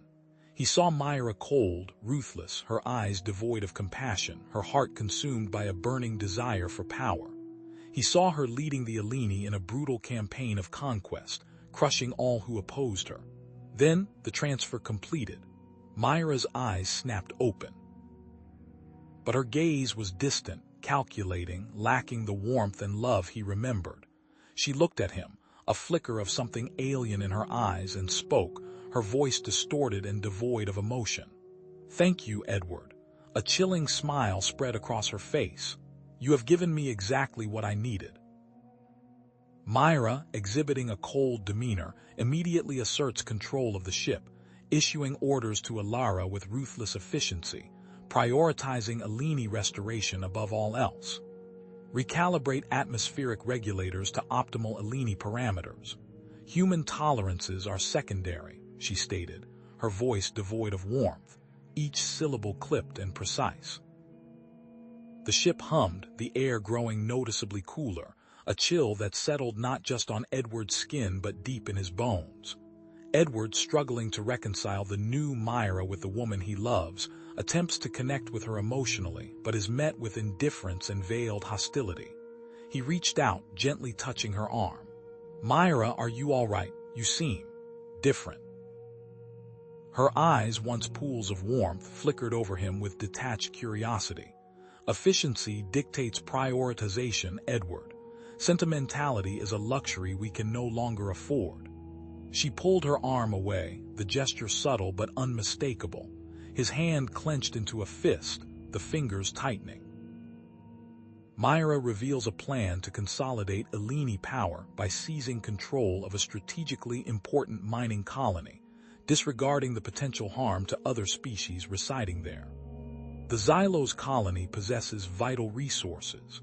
Its acquisition will secure our supply lines and ensure the survival of our people, she declared, a holographic display shimmering with the colony's layout.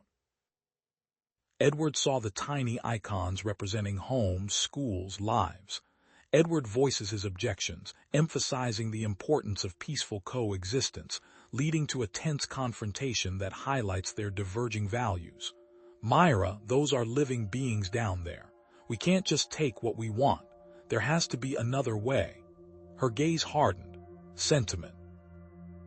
The Alini were nearly destroyed because of such weakness. Survival necessitates strength, Edward. Compassion is a vulnerability.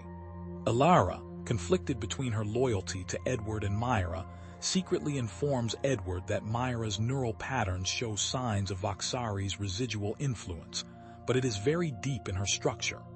As Myra left the bridge, Ilara approached Edward, her voice barely a whisper.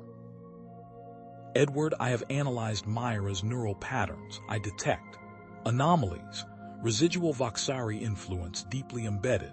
I cannot be certain, but... She trailed off, her eyes filled with worry. Edward confronts Myra with Alara's findings, but she dismisses them as human paranoia, accusing him of distrust and prejudice against the Alini. Alara's concerns are unfounded, Myra snapped, her voice permeated with irritation. Your human paranoia is clouding your judgment. Do you distrust me so much that you would believe such fabrications? While prepping the ship for departure, a hidden message from the old Myra surfaces briefly, a desperate plea for help hidden within the ship's navigation logs, which is only noticeable because of the ship's pre-existing knowledge of Edward's brain patterns. While reviewing the navigation logs, a series of seemingly random data points caught Edward's eye.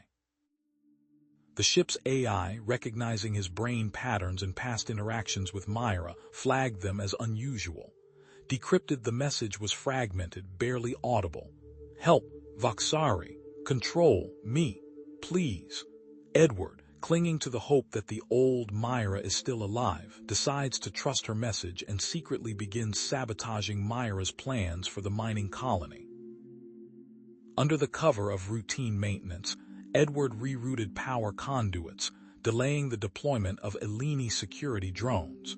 He disabled several communication relays, hindering their ability to coordinate the takeover. Each act was small, subtle, but designed to buy the colonists time. The ship arrives at the mining colony, where Myra initiates a forceful takeover, deploying Alini soldiers and disregarding the colonists' pleas for negotiation. The colony shimmered into view, a cluster of lights against the black void. Myra issued her orders, her voice amplified across the ship's comms. Alini forces, prepare for deployment. Secure the colony. Resistance will not be tolerated. Edward, using his knowledge of the ship systems, subtly diverts resources to protect the colonists, buying them time to evacuate and drawing Myra's suspicion. He rerouted power to the colony's emergency shelters, ensuring they had light and life support. He subtly jammed communication signals, preventing Myra from receiving real-time updates on the colonists' movements. Myra's eyes narrowed as she noticed the fluctuations in energy output. During the takeover, a group of colonists launches a desperate counterattack, triggering a chaotic firefight that threatens to escalate into a full-scale war. Lasers streaked across the colony's surface, explosions rocked the landing platforms, and panicked cries filled the airwaves. The colonists, armed with makeshift weapons, fought with the ferocity of those defending their homes. Myra, displaying ruthless efficiency, orders the immediate suppression of the resistance, even if it means sacrificing innocent lives, showing no empathy for non-Alini. Eliminate all resistance. Civilian casualties are acceptable, she commanded, her voice cold and detached. Edward, unable to stand by and watch the carnage, intervenes directly, using his combat skills to protect the colonists, defying Myra's orders and solidifying his alliance with the people of the mining colony. He grabbed his pulse rifle and stormed out of the control room. He moved with practiced ease, taking down Alini soldiers with precise shots, guiding colonists to safety. Myra confronts Edward, her eyes filled with cold fury, accusing him of betraying her and undermining her efforts to restore the Alini Empire, stating that he has made himself an enemy of her people. You dare defy me, she hissed, her eyes blazing with anger. You have betrayed me, betrayed the Alini. You are now an enemy of my people. A small group of Alini loyal to the old Myra appear and attempt to rescue him and the children. These people communicate to Edward through the children's minds and ask for Edward's help in getting the old Myra back. A wave of calm washed over him, and he heard a voice, not with his ears but in his mind. Edward, we are here to help. Myra is not herself. We need your help to save her. And us? He looked at the children, their eyes glowing faintly. Edward is faced with a critical decision. join the Eleni resistance and fight against Myra, or attempt to reach the old Myra and convince her to abandon her ruthless path. The children are adamant that he try. The children tugged at his sleeve, their small faces etched with urgency. "Please, Edward, you have to try. She's still in there. We can feel her." As Edward hesitates, Myra unleashes her bio-engineered personal guard, enhanced warriors loyal only to her who are ordered to eliminate him. Before he could answer, the doors hissed open, and 4 hulking figures strode into the room. Bio-engineered Eleni warriors, their eyes burning with fierce loyalty. "Eliminate the traitor," Myra commanded. Edward decides to trust the children and the resistance and tries to reach out to Myra, but he is immediately subdued. "Myra, please, this isn't you," he cried, reaching out to her. But the bio-engineered warriors were too fast. They grabbed him, their grip like iron. Myra contacts Voxari to let him know the plan is proceeding, further confirming Edward's fears. "The human has been dealt with," she said into the calm, her voice devoid of emotion. "The plan proceeds as scheduled. Voxari will be pleased." Edward is imprisoned, but the children escape their confinement and are now on the ship with the help of the Eleni resistance group. He was dragged away, the bars of the holding cell clanging shut behind him. But as the guards retreated, a flicker of movement caught his eye. The children, guided by the Eleni resistance, were slipping through the shadows, disappearing into the ship's labyrinthine corridors. The surveillance camera flicker died. Then another and another, in a cascading wave of electronic blindness spreading through the corridor. It was subtle, a prickling at the edge of Edward's awareness, a sense of interference. He pressed his hands against the energy-dampening field, feeling the thrum of it against his skin, a frustrating buzz that kept him pinned. He heard the telltale snick of the cell lock failing. A small group of Eleni resistance fighters, faces grim, materialized in the doorway. Their eyes darted around, weapons drawn. Edward pushed himself to his feet, the metallic tang of blood filling his mouth. "Took you long enough," he rasped, then winced as pain lanced through his ribs. A child's voice, small and clear, echoed in his mind. "We can help you escape, Edward. We can show you the way." It was Lyra, her presence a comforting warmth amidst the cold metal of the ship. "Right," Edward said, his voice stronger now. "Let's get out of here." He reached into the wall panel, his fingers tracing the familiar pattern of the security system he'd repaired weeks ago. A sharp tug, a spark, and the energy-dampening field flickered and died. He was free. "The engine room is that way," Kin's voice chimed in. "But there are many guards." The resistance leader, a grizzled Eleni with scars etched deep into his face, nodded. "The faster-than-light drive. If we disable it, they can't leave the system."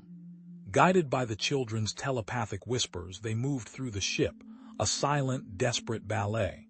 The corridors were eerily quiet, the usual hum of the ship muted, replaced by a tense, expectant silence. Meanwhile in the bridge, Myra stared at the blank surveillance screens, her violet eyes narrowed with suspicion. The security chief stammered, "A power surge perhaps, High Mother." Myra shook her head, a cold certainty settling in her gut. She could feel it, a disturbance in the carefully orchestrated order of the ship. "The human," she said, her voice barely a whisper. "He's escaped." She activated the ship-wide comm system. "Lockdown. Sector 7 is to be considered a high-threat zone. Seal all bulkheads. Find the human and the traitors who aided him." Alarms blared, bathing the corridors in pulsating red light. The ship lurched, the artificial gravity fluctuating wildly. Edward and the resistance fighters rounded a corner, only to be met by a squad of Eleni security guards. Blasters flared, the air thick with the smell of ozone and burning metal. Edward ducked behind a crate, ripping a length of conduit from the wall. He jammed it into the power coupling of a nearby cargo loader, sending a surge of electricity through the machine. It sputtered, groaned, and then lurched forward, crushing 2 of the guards against the wall. He grabbed a fallen blaster, firing with practiced accuracy. The resistance fighters returned fire, their movements precise and deadly. But one of them cried out, clutching his arm. Blood blossomed through his uniform. Edward knelt beside him, tearing open a pouch on his belt. Inside was a basic medkit scavenged from his ship. He applied pressure to the wound, injecting a painkiller. "Hold tight," he said, his voice grim. "We're not leaving you behind." "Myra is coming." Lyra's voice was infused with urgency. "She knows where you are." Edward cursed. They were running out of time. "New plan," he said to the resistance leader. "We can't make it to the engine room. We need to send a distress signal." They changed course, heading towards the communications array. The corridors seemed to shrink around them, the air growing thick with tension. As they rounded another corner, Myra stood before them, her face a mask of cold fury. "I am disappointed," she said, her voice filled with ice. "I offered you sanctuary, and this is how you repay me." Edward stepped forward, shielding the others with his body. "You know this isn't right, Myra. Voxari is using you." Myra's eyes flashed. "Voxari is ensuring our survival, something you could never do." "Edward, hurry." Kai's voice was a frantic whisper. "We can almost reach the communications array." "Go," Edward yelled, shoving the resistance fighters forward. "Get the signal out." He turned to face Myra, his expression defiant. "I'll hold her off." "You can't stop me, Edward," Myra said, her voice low and dangerous. "You don't know what's at stake." "Tell me," Edward challenged. "Tell me what Voxari is really planning." Myra hesitated, her eyes flickered with doubt and then hardened. "He's going to use this colony as a staging ground. A beachhead for a full-scale invasion." Edward felt a chill run down his spine. The mining colony wasn't just about resources, it was about conquest. Suddenly, a klaxon blared. A red light flashed on the comm panel. "Distress signal detected," a synthesized voice announced. Myra whirled around, her face contorted with rage. "You fools!" She raised her hand, her fingers twitching. "I should have known I couldn't trust any of you." The children were there, standing defiantly in front of the comm array, their eyes glowing with power. They had done it. They had sent the signal, but Myra was too fast. She lunged forward, her hand outstretched. A surge of energy crackled through the air, silencing the comm array. "You will learn obedience," she snarled, turning to the children. "And you," she said, her gaze locking onto Edward, "will learn the consequences of defiance." A voice crackled over the comm system. "Unidentified vessel approaching. Designate origin. Human, ETA, 4 hours. 4 hours, too long." Myra's face was a study in fury and desperation. The resistance, execute them, and the children, reprogram their minds, erase their memories. Edward's heart clenched. He couldn't let that happen. He couldn't let her destroy them. "No," he said, his voice ringing with a desperate conviction. "Don't hurt them. I'll do whatever you want." Myra turned, her eyes narrowed, searching his face for any sign of deception. "Whatever I want?" "Yes," Edward said, his voice barely a whisper. "Just spare them. Let them go." Myra stared at him for a long moment, her expression unreadable. Then a cruel smile twisted her lips. "Very well, human, I accept your offer." She gestured to the guards. "Imprison the resistance, place the children under constant surveillance, and put the human in chains." Her gaze bored into Edward's. "I will be watching you, Edward, every moment of every day. And if you try to betray me again, you will regret it." The resistance fighters were dragged away, their faces grim. The children were led away, their eyes filled with fear. Edward stood there alone, the weight of his decision crushing him. He had saved them, but at what cost? Myra's eyes burned into him. They had changed. They had been betrayed, and she would stop at nothing to prevent it from happening again. The durasteel door hissed shut, the pneumatic lock a heavy thunk that resonated in Edward's chest like a death knell. He was alone, but not alone. 2 Eleni guards, their faces impassive, stood sentinel on either side of the bridge's entrance, their energy rifles held loosely but with unmistakable purpose. The bridge itself was a panorama of cold, flickering lights and alien instrumentation, a stark contrast to the cramped, familiar confines of his own ship. Every subtle shift in the vessel's orientation, every hum and whine of its engines, felt like a tightening noose. Myra entered, her flowing robes whispering against the deck plating. Her eyes, usually pools of serene blue, now held a glint of steel. "Tell me," she began, her voice devoid of its usual warmth, "about the Resistance, their plans, their numbers." Edward met her gaze, feigning confusion. "Resistance? I'm just a trader caught in the wrong place at the wrong time. I don't know anything about any resistance." He laced his tone with a touch of injured innocence, hoping it would penetrate the layers of suspicion. "Do not insult my intelligence, human," Myra said, her voice hardening. "You were found with them. You aided them." He shrugged, spreading his hands in a gesture of helplessness. "I offered them a ride, that's all. I didn't know who they were or what they were planning." A faint, almost imperceptible whisper brushed against his mind. "Help, hurt, signal." It was fragmented, indistinct, like a radio transmission fading in and out of range. He dismissed it as stress, the lingering echoes of the battle. Hours crawled by. Edward remained confined to the bridge, his every move scrutinized. He watched as the Alini crew bustled about, their actions purposeful, their faces grim. He noticed technicians rerouting power conduits, calibrating sensor arrays, and loading data packets into the ship's primary transmitter.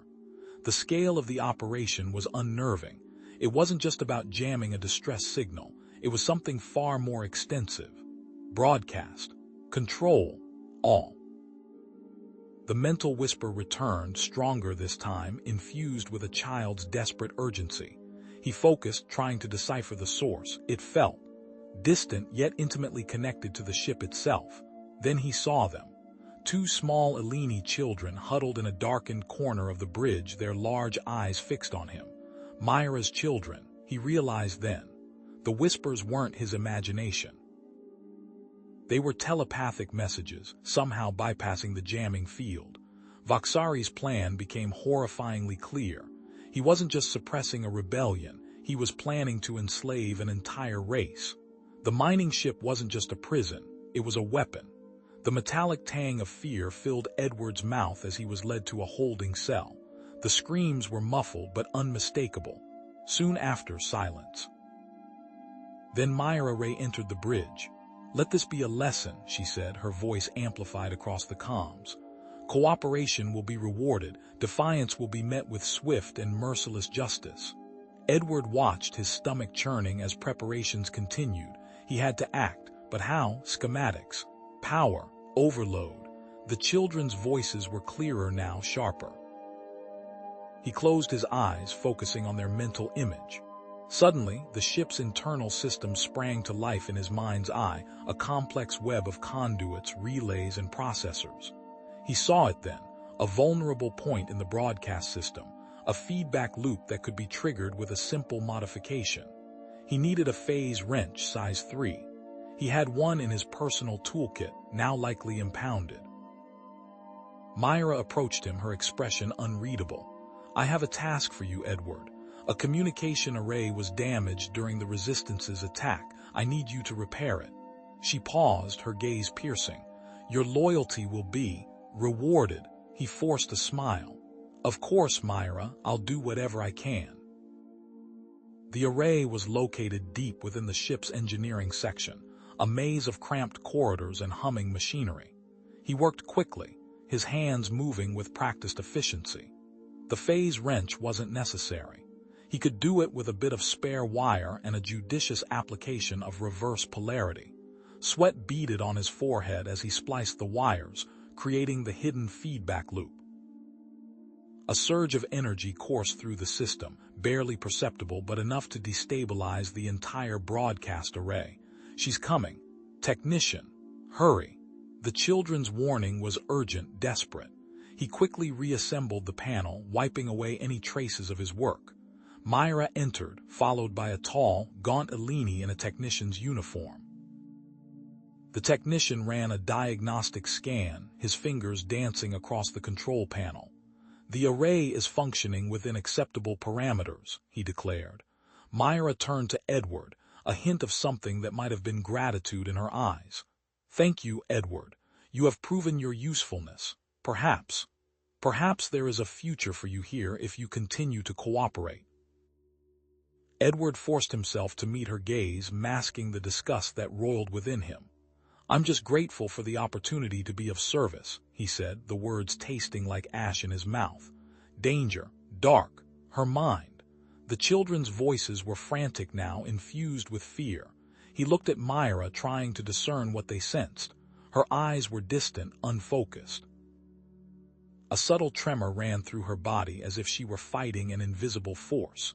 He realized then, Voxari wasn't just using the mind control technology on the Alini colonies. He was using it on Myra. Slowly, subtly, he was eroding her free will, turning her into a puppet. Suddenly, an alarm blared through the ship. Red lights flashed, bathing the bridge in an infernal glow. Unidentified vessel approaching. An Alini officer shouted, attempting to establish communication. Myra, her face contorted in a mask of pain, barked an order. Destroy it immediately. The ship lurched as its weapons systems engaged. A volley of plasma bolts streaked across the void, tearing through the approaching vessel's shields. We know what you're doing, a distorted voice crackled over the comms, moments before the ship exploded. Voxari's voice boomed across the bridge, imbued with fury. Launch the signal. Launch it now. We have been exposed. The technicians scrambled to comply, their fingers flying across the control panels. The ship shuddered as the primary transmitter began to charge. Edward knew he had only moments left. He had to act, even if it meant sacrificing himself. No, the children's telepathic plea was a raw, visceral scream that echoed in his mind. Don't, please, don't leave us. Edward, ignoring the children's increasingly frantic pleas, fingers flying across the control panel, initiated the sabotage sequence.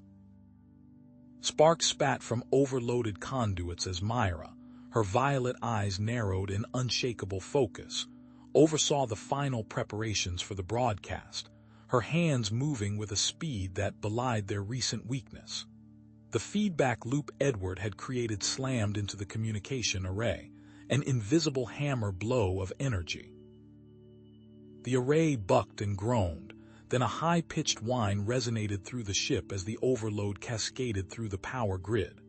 Lights flickered violently, casting the bridge in strobing shadows. For a fleeting instant, a flicker of recognition sparked in Myra's eyes. She saw Edward not as a pawn, but as a man acting decisively. A telepathic whisper tinged with desperate urgency brushed against Edward's mind. Edward, the failsafe. But the clarity vanished as quickly as it came, Voxari's control reasserting itself like a closing fist. The children, sensing the growing chaos, focused their untrained telepathic abilities. A clumsy wrench slipped from a guard's grasp, clattering to the deck. Another guard stumbled, inexplicably losing his balance. Minor distractions, but enough to buy Edward precious seconds. With a groan of tortured metal, the ship's internal defenses activated. Blast doors slammed shut, sealing off sections of the ship with jarring finality. Red emergency lights pulsed, painting the corridors in a lurid glow. Chaos reigned. Despite the escalating sabotage, Voxari, his voice a grating rasp in Myra's mind, forced her to reroute power to a backup transmitter. A skeletal hand, guided by Voxari's will, stabbed at the control panel, bypassing the damaged systems. The broadcast would proceed. The children, sensing the power surge heading towards the backup transmitter, reached out telepathically, a subtle tugging in Edward's mind. That way, the signal, must stop it. They knew with chilling certainty that the backup transmitter was in a heavily guarded section of the ship. Rounding a corner, Edward found himself face to face with a squad of Alini guards, their faces blank and emotionless under Voxari's control. A pulse rifle spat emerald fire. Edward dove behind a console, returning fire with his own pistol. The confined space echoed with the roar of weapons fire and the shriek of ricocheting energy bolts. He moved with a practiced grace, a dance of death honed by years of survival on the fringes of space. With a final, desperate lunge, Edward broke cover and fired a single, precisely aimed shot. The backup transmitter sputtered and died, plunging the immediate area into darkness, but the console sparked ominously.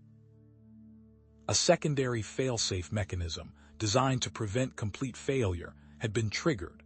A low hum filled the air, followed by a faint purple glow emanating from a small antenna on the disabled transmitter. The failsafe activated a localized version of the mind control signal, weaker than the original, but far more concentrated. It was designed to target a small area but with devastating intensity. Myra, fighting against the encroaching darkness in her mind, managed a final, desperate plea. Her telepathic voice, barely a whisper, reached Edward. "Edward, the children, shield them." The words were immediately followed by a wave of agonizing pressure as Voxari tightened his grip. Without hesitation, Edward threw himself in front of the children, his body a shield against the insidious purple light. He felt a searing pain lance through his skull, a white-hot agony that threatened to overwhelm his senses. The localized mind control signal flooded Edward's mind, a psychic tsunami threatening to drown his consciousness. Fragmented images, alien thoughts, and Voxari's will crashed against the walls of his mind. But something resisted. His human stubbornness, his grief, his burgeoning feelings for Myra, they formed a bulwark against the alien intrusion. The children, partially shielded by Edward's sacrifice, felt the signal's influence, but their minds remained mostly intact. They saw Edward's face contorted in pain, his body trembling with the force of the attack. Driven by a primal instinct to protect him, they reached out telepathically, focusing their combined will on severing the ship's power. At the edge of the system, a human fleet, responding to the patrol ship's distress call, dropped out of hyperspace. Their sensors swept across the area, desperately searching for the source of the mind control signal. Myra, now almost completely under Voxari's control, her eyes devoid of all emotion, issued a chilling order. "Engage the incoming vessels. Destroy them." The ship lurched as its weapon systems powered up, preparing for a direct confrontation with the human fleet. Edward, struggling against the alien intrusion, was bombarded with fragmented visions. He saw Myra's childhood memories, her dreams for her children, the loneliness she had carried since her husband's death. He saw, too, Voxari's twisted desires, his hunger for power, his contempt for all life. The conflicting images created a maelstrom of confusion and internal conflict. With a final surge of effort, the children severed the power to the localized transmitter. The purple glow faded and the humming ceased, but the damage was done. Edward's eyes flickered, then settled on the children, glowing with a faint, unnatural purple light. His voice, distorted and alien, rasped from his throat. "You must obey, Voxari." Then his eyes rolled back in his head and he collapsed unconscious at their feet. Edward's head throbbed, a white-hot lance piercing his skull. "Sarah." A whisper of memory, the scent of lavender and engine grease clinging to her hair as she leaned over him, a wrench in her hand, a playful smile on her lips. "Almost got it, Flyboy, just a little. There." The image shattered, replaced by the cold, invasive presence of Voxari digging deeper into his mind. Voxari amplified the signal. Edward's vision blurred, muscles spasmed, his body a puppet on violently jerking strings. He tasted blood, biting down hard on his tongue to stifle a scream. Then, a warmth bloomed in his mind, a gentle wave of acceptance washing over the pain. Not words, but feelings, a child's innocent love, a sense of belonging, a flicker of hope. The children. Their presence, a fragile shield against Voxari's assault, weakened the alien's grip just enough. Edward fought through the haze, his throat raw. He had to warn them. "Shields." He rasped the word barely audible, each syllable in agony. "Realign, fighter squadron, entry point." Myra, her eyes glazed over, her movement stiff, turned towards the tactical console. Target approaching human vessels. Initiate fire sequence. But her fingers hesitated, a subtle tremor in her hand as she input the targeting coordinates.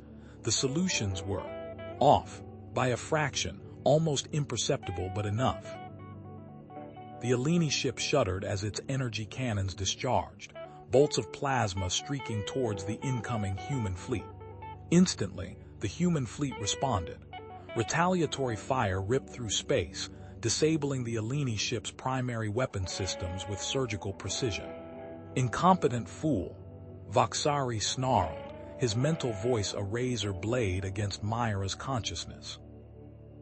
He tried to seize control completely, to override her will, but something resisted a faint ember of love for Edward, burning stubbornly even in the darkness. The children realized what Voxari was trying to do, that Edward was being manipulated to drop the shields. Desperate, they focused their untrained telepathic abilities, trying to create a block, a wall between Edward and Voxari. The attempt backfired. A psychic backlash slammed through the ship, a chaotic surge of uncontrolled energy. Metal groaned, sparks flew from damaged consoles, and the entire vessel lurched violently. Edward cried out as the mind control signal became unstable.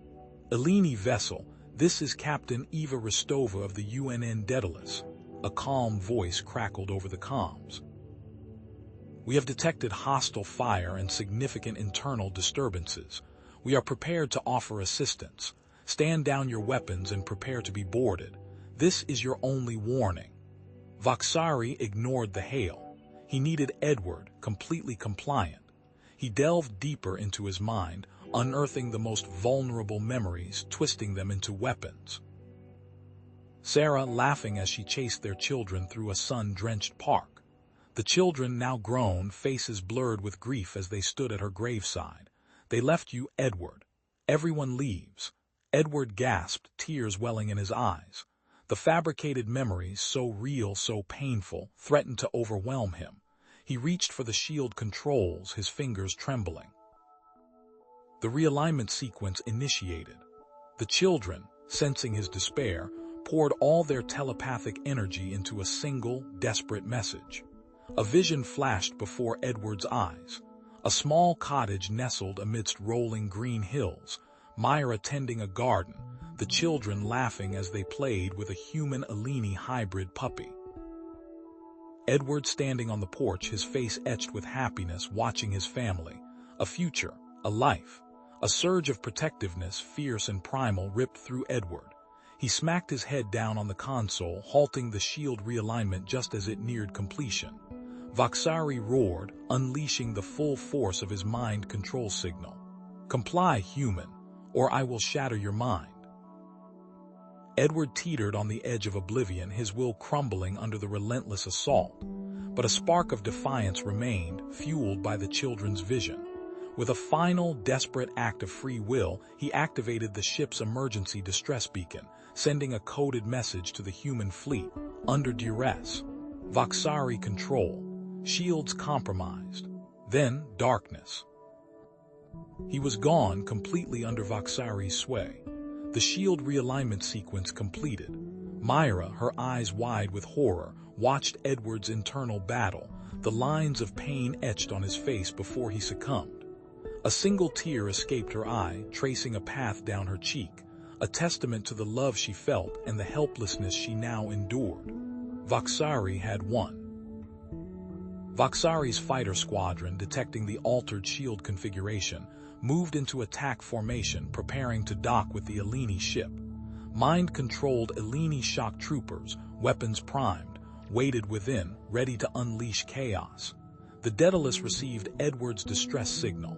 Captain Rostova, her face grim, addressed her boarding party. He knew the risks. He knew it was a trap. But he did it anyway. Let's bring our people home. The boarding party prepared for entry, knowing they were walking into hell. The airlock door buckled inward, spewing sparks and twisted metal as plasma torches sliced through the reinforced seams. A human boarding party, clad in black tactical armor, surged into the corridor. The air crackled with energy discharges as they met immediate resistance.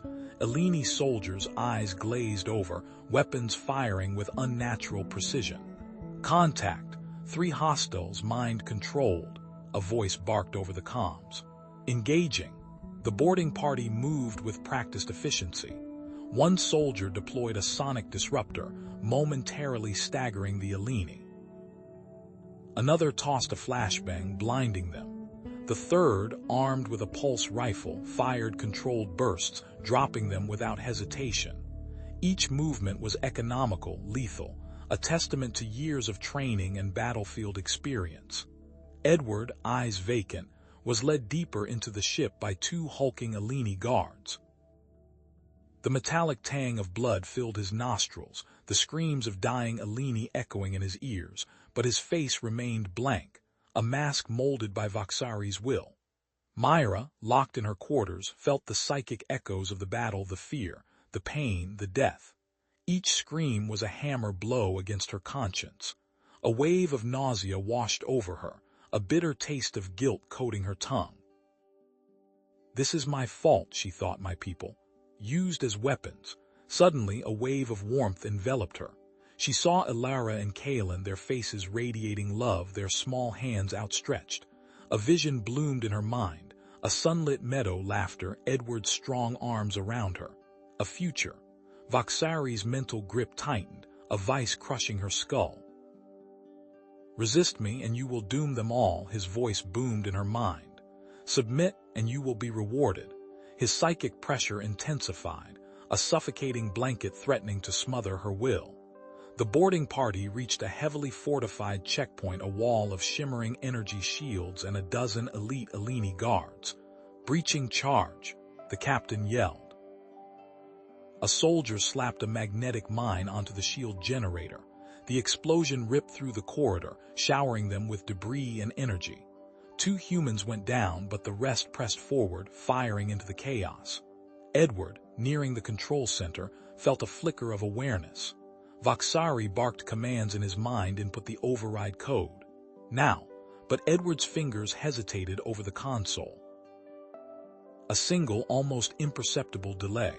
A moment bought with a monumental effort of will. Ilara and Kaelin reached out to Edward, their tiny minds probing his, desperate to break through Voxari's control. They were met with a wall of psychic force, a searing pain that made them cry out. "We can't reach him, Mama," Ilara whispered, tears streaming down her face. "I will show you peace," Voxari's voice echoed in Edward's mind, a seductive whisper promising an end to suffering. "A peace where all minds are united, working in harmony under my guidance." Imagine, Edward, a galaxy free from conflict, free from pain. The boarding party's captain, a grizzled veteran named Reyes, assessed the situation. "Too much resistance here," he growled. "Team 2 with me." "We bypass this shitshow and head straight for the control center. Voxari's the priority." Myra, fighting back tears, focused her will. She reached out not with force but with finesse, subtly altering the energy flow to a critical component of the mind control array. A barely noticeable fluctuation, a momentary disruption. Enough. Voxari's psychic assault intensified.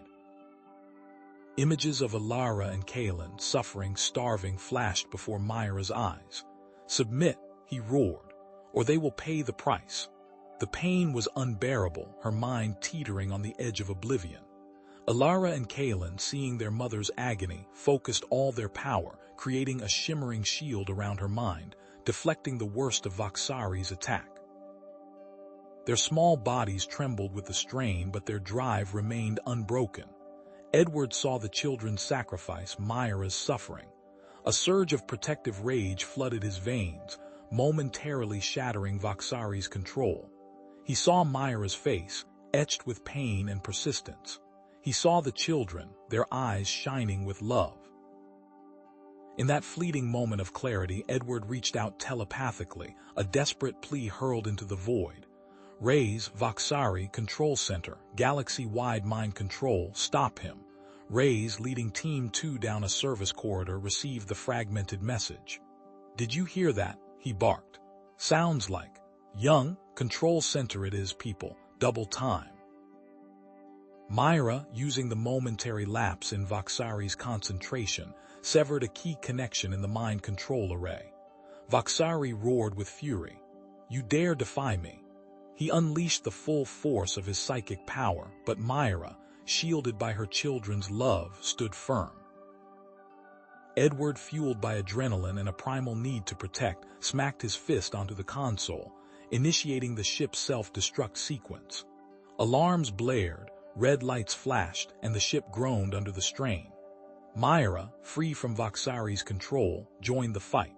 She focused her telepathic powers, disrupting the mind-controlled guards, throwing them into confusion. Rays and his team burst into the control center, weapons blazing.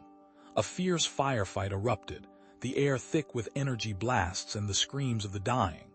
The boarding party, Edward, Myra, and the children were united against Voxari, but the ship's core was rapidly approaching critical mass. A desperate escape was their only hope.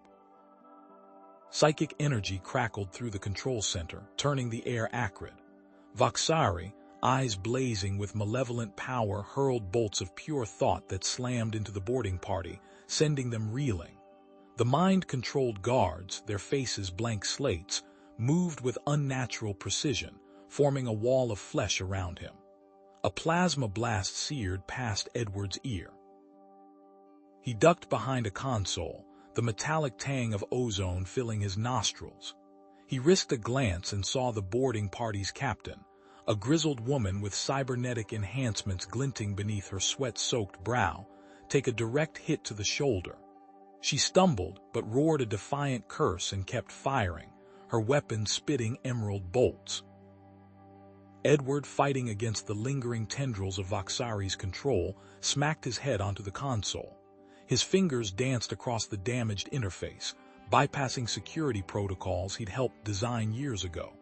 Sweat stung his eyes, blurring the schematic diagrams flickering on the screen. Almost there. He punched in the final override code. With a groan of protesting machinery, the ship's automated defense grid flickered offline. The turrets, which had been targeting the boarding party, went silent. Myra, her brow furrowed in concentration, stood beside him.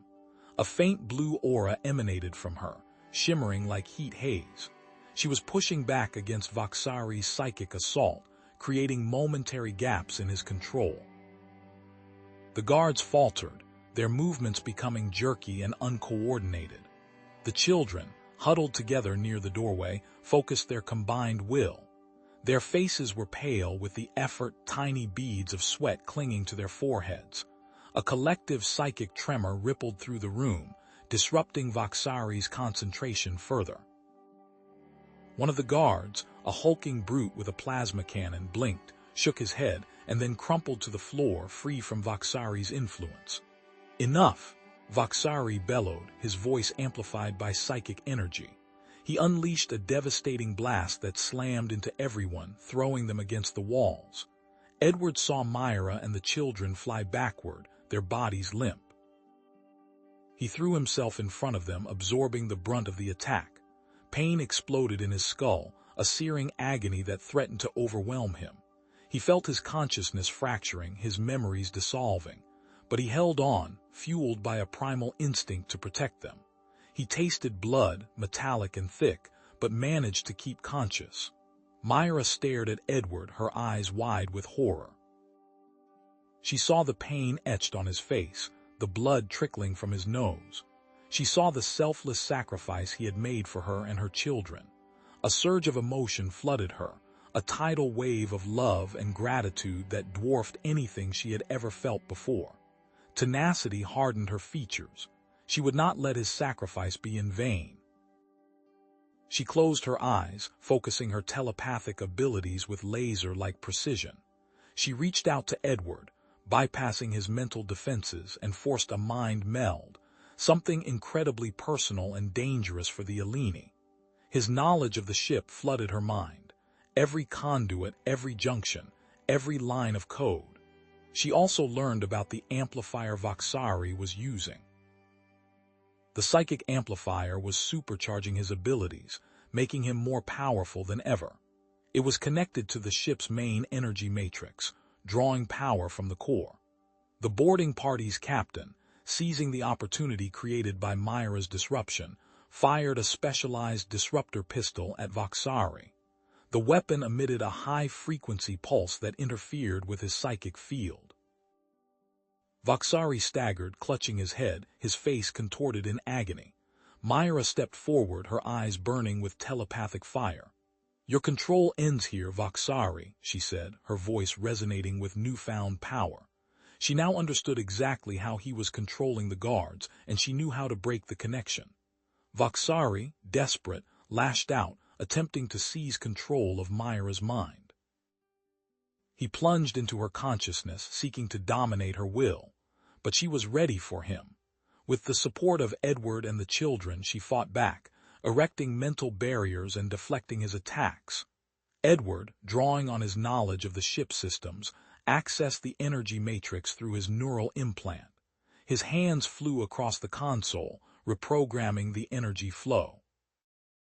He routed power away from the amplifier and channeled it into a feedback loop, creating a psychic overload. The combined effort of Edward, Myra, and the children proved too much for Voxari. His psychic abilities faltered, his control over the guards snapped. They collapsed to the floor, unconscious but free. Voxari screamed, a raw, animalistic sound of defeat. He slumped against the console, his eyes vacant, his mind a shattered ruin. The boarding party quickly secured Voxari, binding him in energy restraints, but their victory was short-lived. Alarms blared throughout the ship. A synthesized voice announced, "Core systems approaching CRMAS, LMAS. Self-destruct sequence initiated. T-5 minutes." Edward knew the self-destruct was irreversible. "Everyone evacuate immediately," he shouted. "That's an order." The boarding party, professional and efficient, began the evacuation process. Their priority was the safety of Myra and the children. They ushered them towards the escape pod bay, weapons raised, covering their retreat. As they raced through the corridors, a section of the ship buckled and collapsed, blocking their path. Debris rained down, showering them with sparks and dust. Edward, Myra, and the children were trapped. "This way!" Edward yelled, his voice hoarse. Drawing on his intimate knowledge of the ship's layout, he remembered a hidden maintenance tunnel, a forgotten shortcut used by engineers during construction. He located the access panel, pried it open with his bare hands, and squeezed inside. The tunnel was cramped and dark, filled with the stench of stale air and leaking coolant. They crawled through the narrow passage, their progress slow and arduous. The alarms grew louder, the ship shuddering violently around them. Finally, they reached another escape pod launch bay. The bay was deserted, the escape pods gleaming under the emergency lights. They scrambled inside a pod, strapped themselves into the acceleration couches, and initiated the launch sequence. Just as the pod doors slammed shut, the ship remassed critical mass. A blinding flash filled the viewport, followed by a deafening explosion that rocked the pod violently. They were thrown back against their seats, their bodies screaming in protest. The pod, battered and bruised, hurtled away from the dying ship, a tiny speck of survival against the backdrop of cosmic annihilation. The escape pod shuddered violently, alarms blaring as sparks flew from a damaged conduit. Edward wrestled with the control panel, his nucleus tightening. Hull breach in Section 4, life support failing. He grabbed a sealant gun and a patch of metallic fabric, scrambling to the damaged section. The hiss of escaping air filled the small space as he slapped the patch over the breach, the sealant hardening instantly. Power rerouted to life support. "We're losing oxygen, but it'll hold for a while." Outside, asteroids tumbled past, illuminated by the distant glow of a binary sun. Edward gripped the manual controls, his eyes darting between the radar display and the viewport. "Hang on, Myra. This is going to get rough." He expertly weaved the damaged escape pod through the asteroid field, using his spatial awareness and quick reflexes to avoid collisions. Each near miss sent a jolt through the pod, rattling Myra and her children, but Edward remained focused, his brow furrowed in concentration. Finally, the escape pod limped into the atmosphere of a neutral trading colony, its descent shaky and uncontrolled. It crash-landed in a muddy field just outside the main settlement, the impact jarring. The door hissed open, revealing a bustling colony, a haven for various species. But their faces turned wary as they saw Myra and her children emerge, their Alini features gaunt and pale. Whispers of plague rippled through the crowd. A stern-faced human, the colony administrator, approached. "We can't risk an outbreak here. You'll have to quarantine yourselves immediately." Edward stepped forward, his voice firm. "They need help, not isolation. They're refugees, not a threat. The plague is decimating their people, and their government is doing nothing to help. I'm a trader. I can offer my services, my skills. Just give them a chance." He looked directly at the administrator, his eyes pleading. "We're all just trying to survive. Show some compassion." Myra, despite her weakness, reached out to a partially functional device salvaged from the escape pod, the telepathic bioscanner. She focused her limited telepathic abilities, scanning the local flora. With a surge of effort, she identified a plant with unique properties. The blue leaf. It contains compounds that can temporarily boost immunity. She instructed Edward, her voice weak but clear. "Extract the essence. Concentrate it. It will help." Edward worked quickly, using his knowledge of chemistry and the colony's rudimentary lab to create a concentrated immunity booster. He administered it to Myra and her children, their breathing easing slightly. As Myra rested, she focused her remaining energy on the damaged scanner. She reached out telepathically, probing the biosignatures of the plague itself. A flicker of understanding crossed her face. "It's engineered, targeted, only affects Alini." Edward accessed the colony's information network, his fingers flying across the keyboard. He searched for any anomalies, any clues about the plague's origin. He found encrypted communications, hidden files. Evidence that Voxari, the corrupt Alini official, was a pawn of a rival faction seeking to destabilize the Alini for economic gain. They wanted to cripple the Alini economy, take over their bioengineering patents, Edward muttered, his mind focused. They used the plague as a weapon. He leveraged his trading contacts, sending encrypted messages to trusted allies throughout the galaxy. Within hours, the information was leaked, triggering a galactic scandal. The rival faction's plot was exposed, their reputation ruined. Now Edward focused on the plague itself.